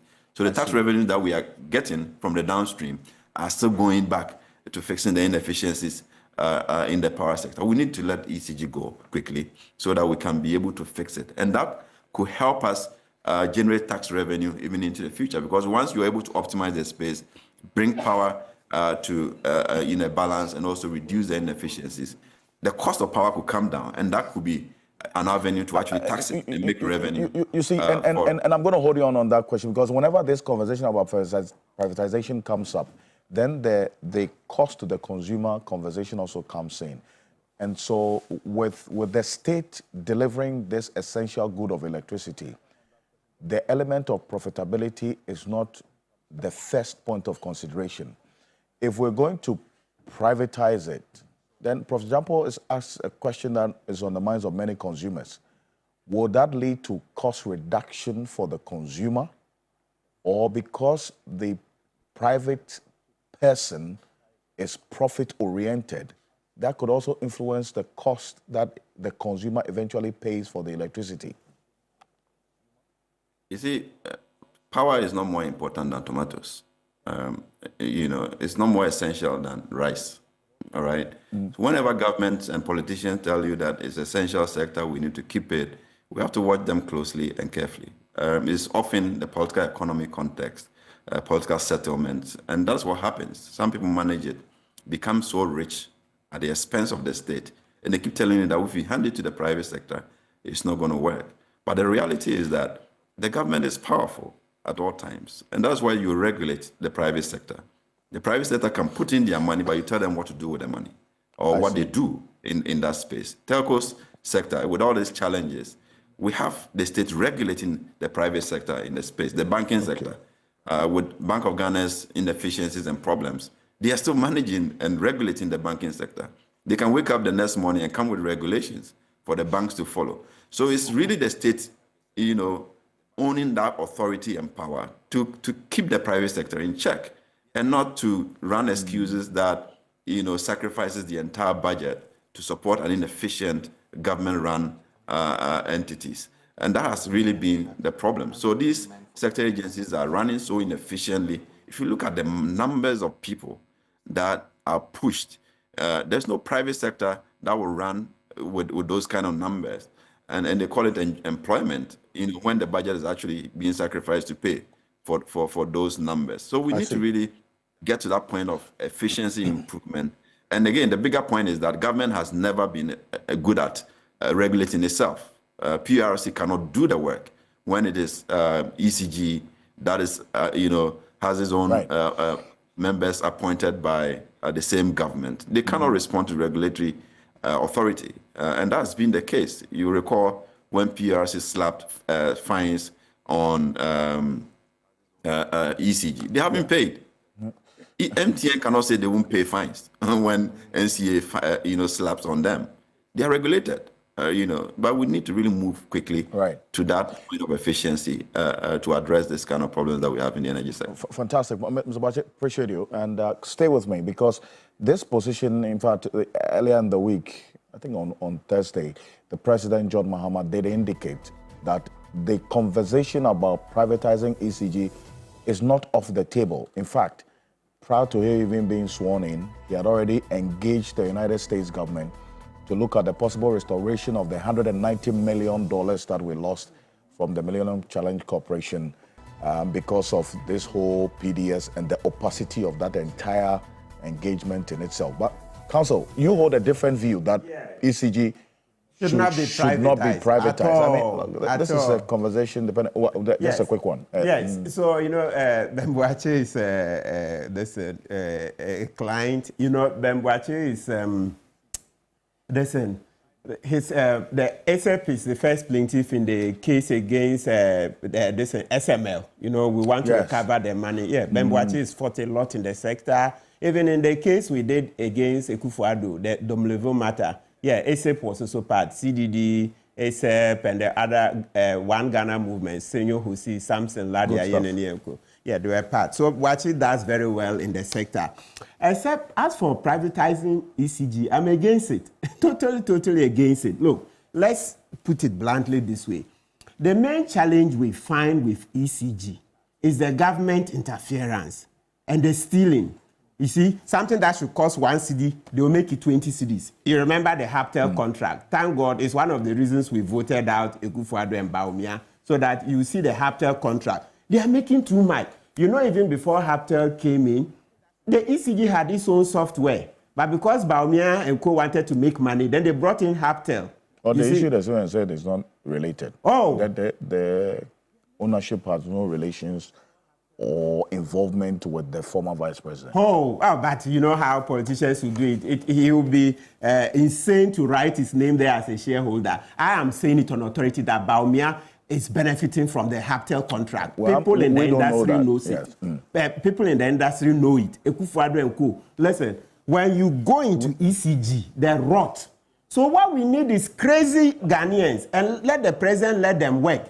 You see, are we saying we don't have enough passionate Ghanaians who run ECG? There are very many honest people who are crazy. The type that even if his mother comes to ask for a job in ECG, he will say, "Ma'am, please, there's no job here. Go home." Those are the people we should select and give them ECG.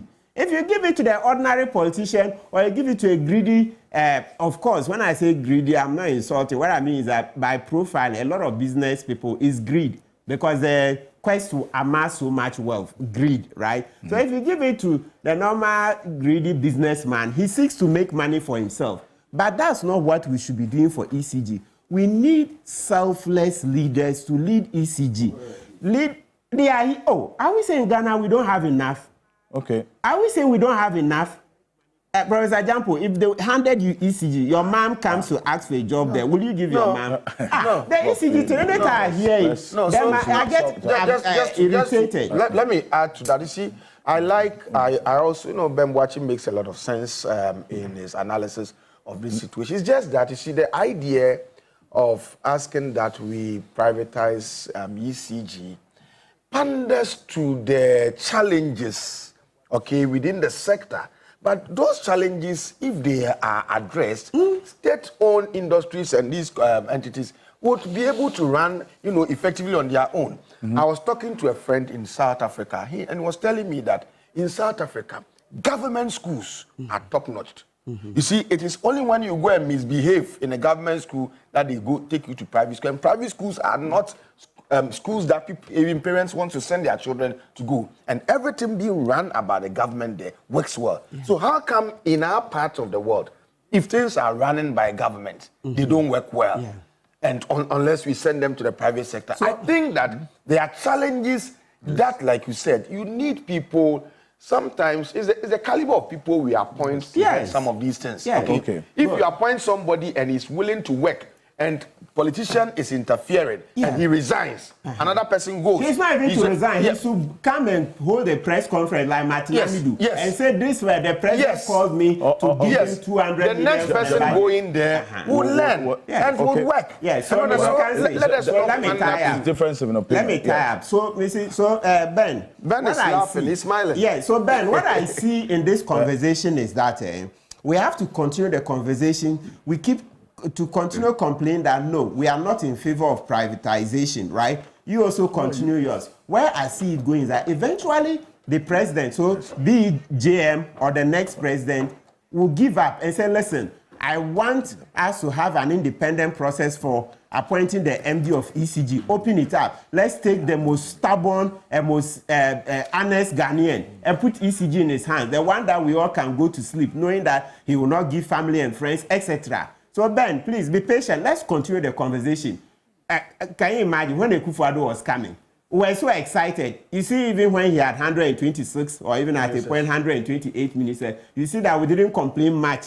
People complain. What I mean is that there wasn't too much complaint to cause him to reverse. You see, you can complain, sit here and complain a bit, but it's not enough. But what I mean is that the conversation continued 8 years down the line. JM had to commit to what? 60, just 8 years. So please, there's value in the conversations we are having here. We are conscientizing ourselves, and then eventually we'll get results. It's just, that's why I said that there are divergent views on this matter. That's why when you make reference to the fact that, there's this man, Vincent Kwagwenu. Vincent Kwagwenu, he was in charge of National Service. NDC time. One crazy guy. They farm, they did a lot of farming.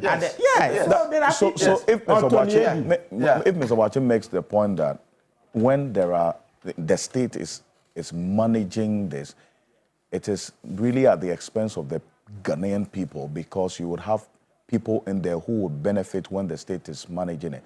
You make reference to a particular contract with this Habtel thing. When they issued a statement giving detail that there is no association of the vice president and so on. The reason why I make reference to that is that for us here, we don't know. And we cannot say essentially that the former vice president or the former president benefit directly. But you say on authority that you see. But we don't know. Bit of time. You see. And in fact, this is something that I'm hoping Ora will get into as well. Yes, but so that we will also be close with information on that. But for us here at the moment, we cannot say that for sure, and we don't know, and also associate ourselves with that particular position. And that's why I asked for detail.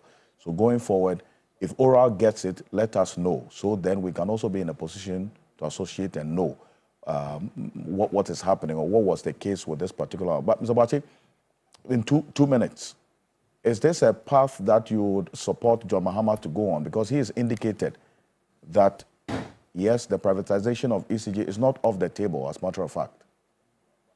He shouldn't even wait in a second. And I think I'll engage my friend, lawyer, and then also Prof.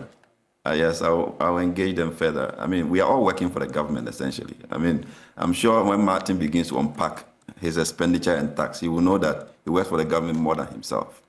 All right? So if Martin owns ECG, it's essentially government-owned, and he's going to work for the government, pay taxes, pay workers, revenues will be generated. It's really about the efficiency improvement, which we don't see from the state, and also sustainability of those commitments. And we've seen what happens with even just a simple change of government. Efforts get derailed, and 8 years is a long time in the life of a country.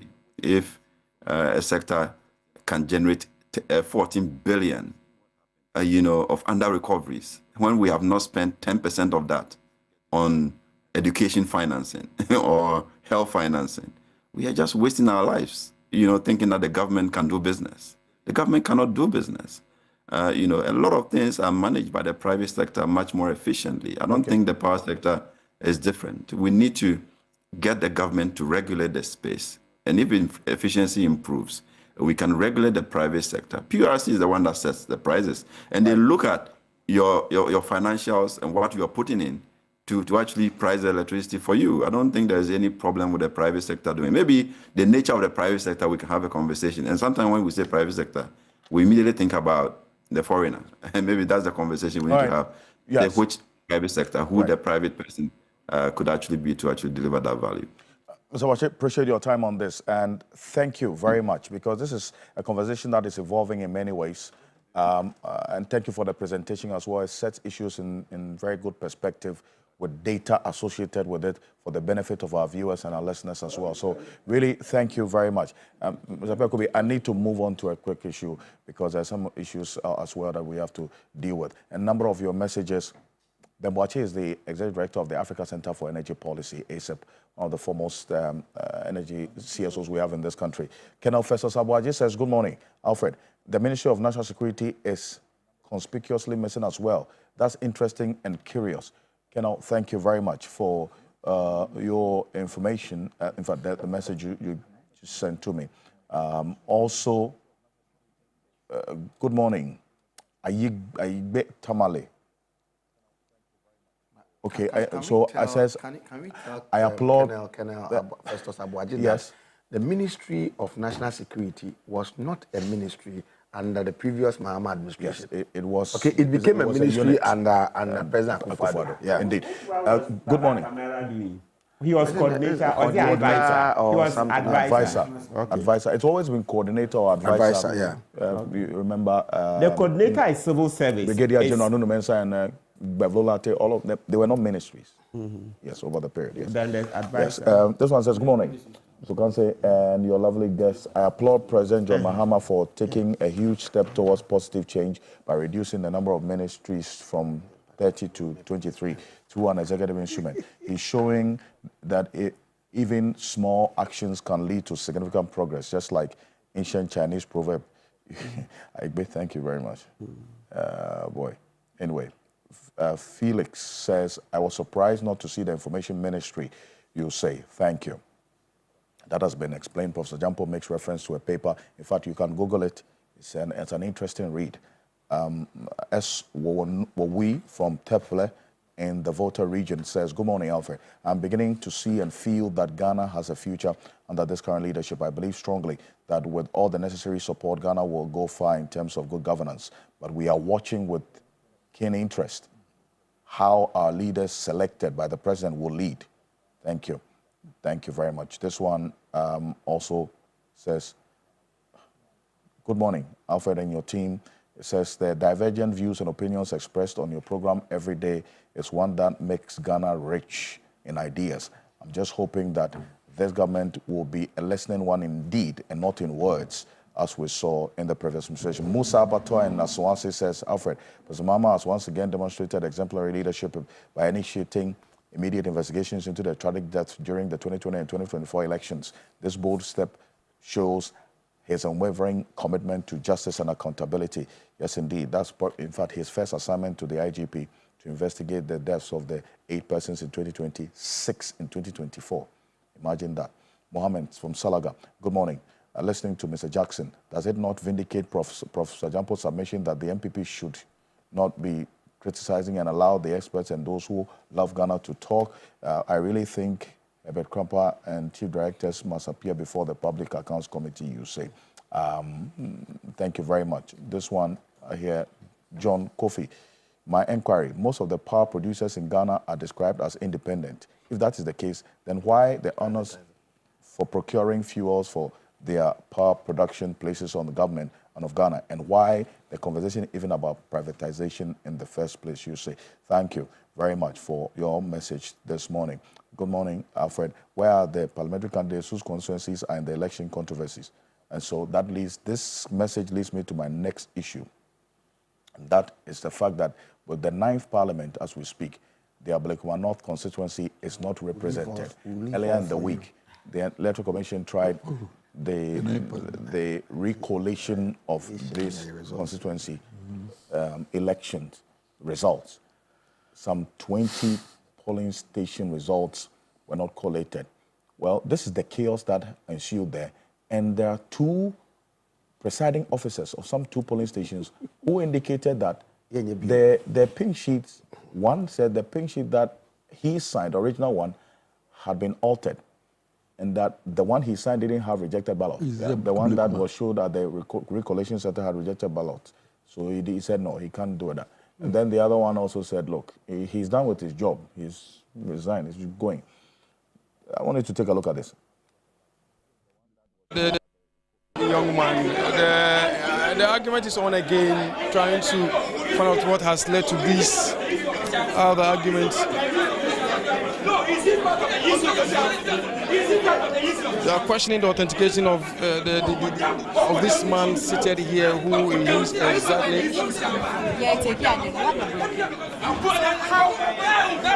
The wrong meat. I'm telling you, they've targeted the wrong meat. You've targeted the wrong meat. Come put down. Are you a police officer? Why are you here? Come put down. You can't be outside.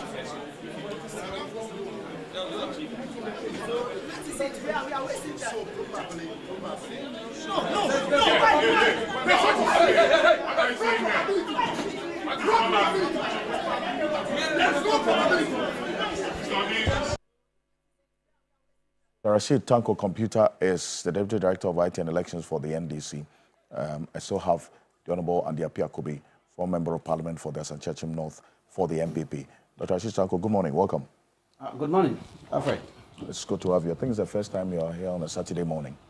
Very well, with my seniors here. Indeed. Well, let's hear from one of the presiding officers who spoke at the Collation Center earlier in the week. Take a look. I can say on authority that this one, this pink sheet. So the pink sheet is holding. The original pink sheet. He has confirmed his original pink sheet. This is the pink sheet that I do. This is the pink sheet I brought to Mr. Ben last Saturday when we finished with the election. I was able to finish on time. There is chaos at Pashaman School, so people around home because of the chaos. So around home. But before I went home, I've already submitted my pink sheet. And when I came here, I have 3 pink sheets. These 3 pink sheets. These 2, this white one and the scan one, I don't know them. What I know is this one. So based on the original scan sheet, this is the confirmed figures I and my people did. So my people in the house, if they are watching me, they can confirm it with me that I am not lying or I'm not telling the lies.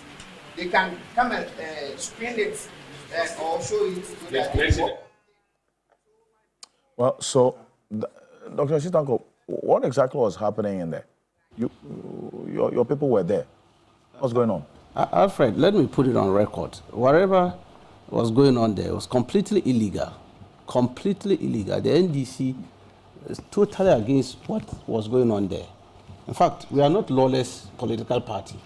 The Electoral Commission is fast becoming a lawless institution in Ghana.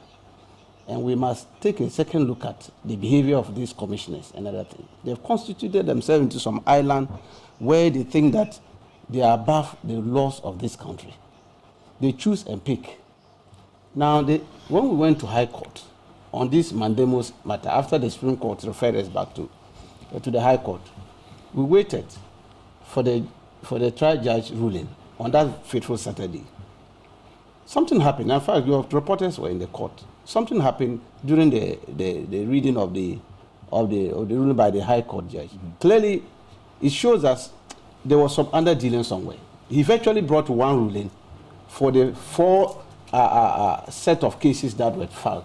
There were different cases. But clearly you saw that the ruling he was given, it appeared he wrote one ruling and was going to use the same ruling for all the other incidents. Because they were different matters. Tema Center has a different matter. Kwakwe Center had different issues. Techima South had different Ablekumanov. But virtually the man was reading 62 throughout. Then we got to know that something was wrong with this ruling. Martin, is it possible? Is it possible that this 62 outstanding. Yes. So his orders was that go electoral commission, go and deal with this 62 outstanding. I said how? Where from it? So it was like the lawyers of the NPP were rather correcting him. And so we're all taken aback and say, this man, where is he getting this ruling from? Completely. He even started laughing. He himself, the judge. He started laughing because you realize that the gentleman came and was having only one ruling. He didn't know what he was doing. But he called the cases differently. And so we're shocked. The parties and council differently. And the issues differently. So how come you had one ruling for them? Oh, so why do you say there is one ruling? That is what we are saying. Because the gentleman, when all his orders he was given, was virtually based on Ablekumanov. Because it's like he wrote a ruling for Ablekumanov and using it for all the other constituencies. Copy and paste ruling. So in fact we suspected that comments contemptuous. So that's what we're saying. We said no. That's why we are not I asked you the question whether they called different cases at different times, and you said yes. And he called different parties, and you said yes. He called different council, you said yes. And the rulings were in respect of the different cases, you said yes. So please let's address. Yes, that's why we are saying that. Honorable, we are saying that if you call a case of Ablekumanov, which has outstanding 62, okay, and the one constituent has outstanding 3, how come you are mentioning that 62. Now you are giving order for Tema Center and you are mentioning 62? Okay. That's our problem. So we file an appeal against quickly on that very day, and a stay of execution of that orders, and quickly serve the electoral commission. We have prepared ourselves because we suspected that this was what was going to happen. So when we were coming to the court, we had our documentation ready. So as soon as he started reading the ruling, we rushed to the registry to file this. Let the appeal deal. So we had the appeal, all right. And then the stay of execution. So because of that, because of that, Alfred, Dr. Tanko, please we didn't participate in the processes because we wanted to respect. I saw your people there. No, those people who went there were not in court. They were not aware that we had these processes filed. I see. These are constituency. So you didn't communicate to them? At the time they went there, that's why you didn't see our candidate. You saw that all the 4 candidates, none of them participated in the process because they signed the affidavit, they deposed to it, so they didn't participate. But suffice it to say, Alfred, what you are just seeing there, we suspected it and we said it time and again. You see, our electoral system is a manual system. We don't do electronic voting, electronic transmission. So anytime we go to collation center, we are looking at the pink sheet itself. So if you bring a resource from a phone or a laptop, nobody's going to take it. We want to always have a hard copy pink sheet.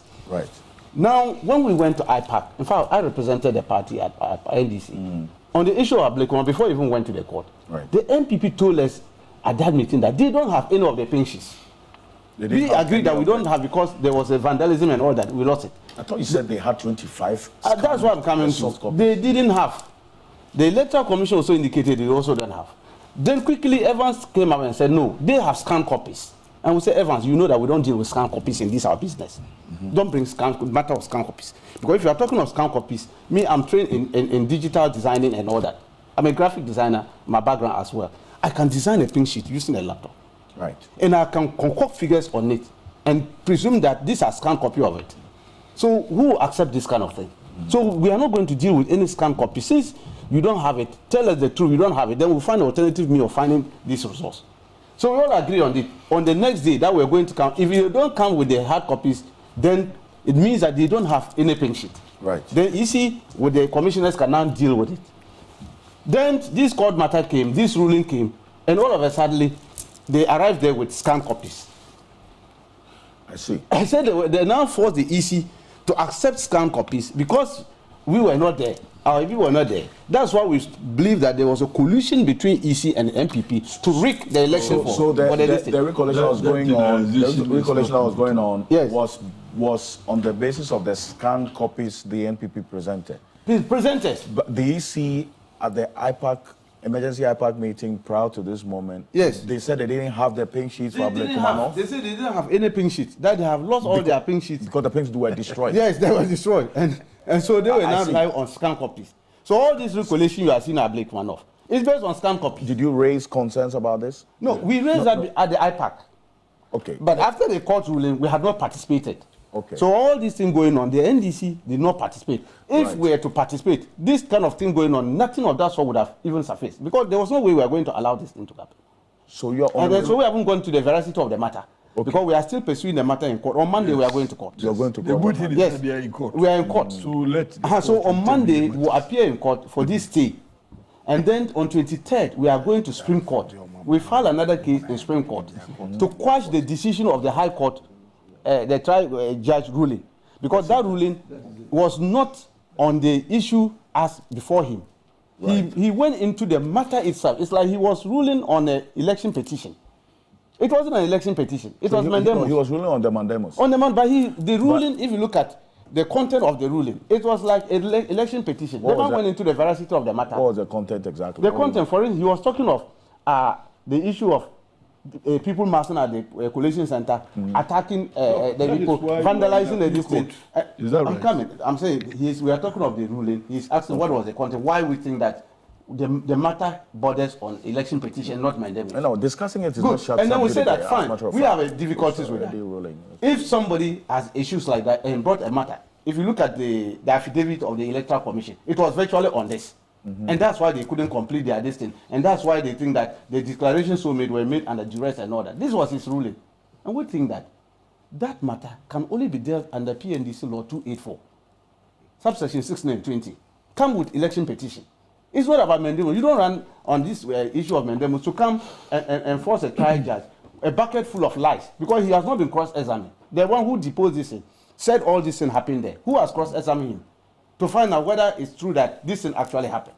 So he was like, he's listening to EC, all the lies they heap on him, and then he made a ruling on that. That was our problem with it. And we said that no. So we are far. And we think that it's before the law lost at the Supreme Court on 23rd. You see, the EC, they don't learn from their mistakes. It will be quashed again. They did the same thing and it was quashed. And they went back with the same strategy to get this thing through so that they will collude with the MPP to rig the election. That's why they did. Well, as we speak, Doc, will you serve a copy? Was it on notice, the mandamus application?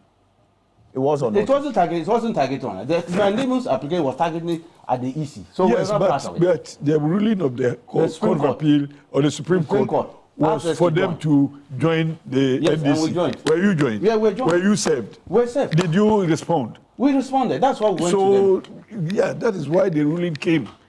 This was not an ex-party application. That's what it was on notice. That's what we also filed. Yes, so your remedy is to go on appeal. And you are on appeal. Yes. So let's wait for the appeal to be determined. Well, while at it, let me just remind you. I'm just giving you the background why we are not there, why we didn't participate.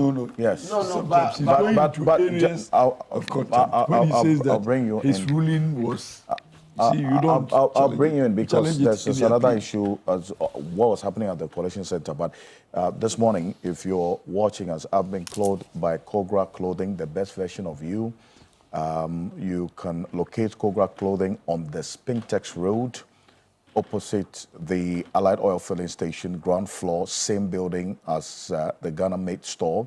Contact Kogra Clothing on this number. That's 0244 238 341, 0244 238 341. As Kogra Clothing is the best version of you, choose right, choose Kogra. That phone number to call them is 0244 238 341. So essentially, Stanko, with what we saw at the Coalition Center, the Electoral Commission says they suspended this process because a number of the presiding officers say they will not come because they were threatened and so on. While we await the resumption of it, you are in court. So if this process resumes and there's an outcome, what happens to that? Well, that's why we are saying that we don't even respect whatever they are doing over there. We are totally against it. With all the shenanigans that you're seeing over there, clearly, look, the presiding officers themselves, they are exposing the ill intention of the Electoral Commission, because these are cooked figures plus manufactured pink sheets. They don't have it. All of a sudden, they went and brought their scan copy. You see, the presiding officer was telling them that this is not mine. I don't know anything about this. We suspected that this is what they were going to do. That is why we seriously objected to what the Electoral Commission was trying to do. Bring scan copies. People will scan things in their offices and bring it. Unfortunately, on their part, their own officer, you see, the returning officer is running away from me because they were forcing him to accept scan copies that he himself cannot authenticate. So based on that, he said, I can't do this work again. Because his conscience was there. Why are you forcing me to accept things which I myself can? My people are not authenticating it. Me, I say, I can't authenticate this. You are forcing me to use it to declare an illegal person. That's what they were trying to do, and the man ran away.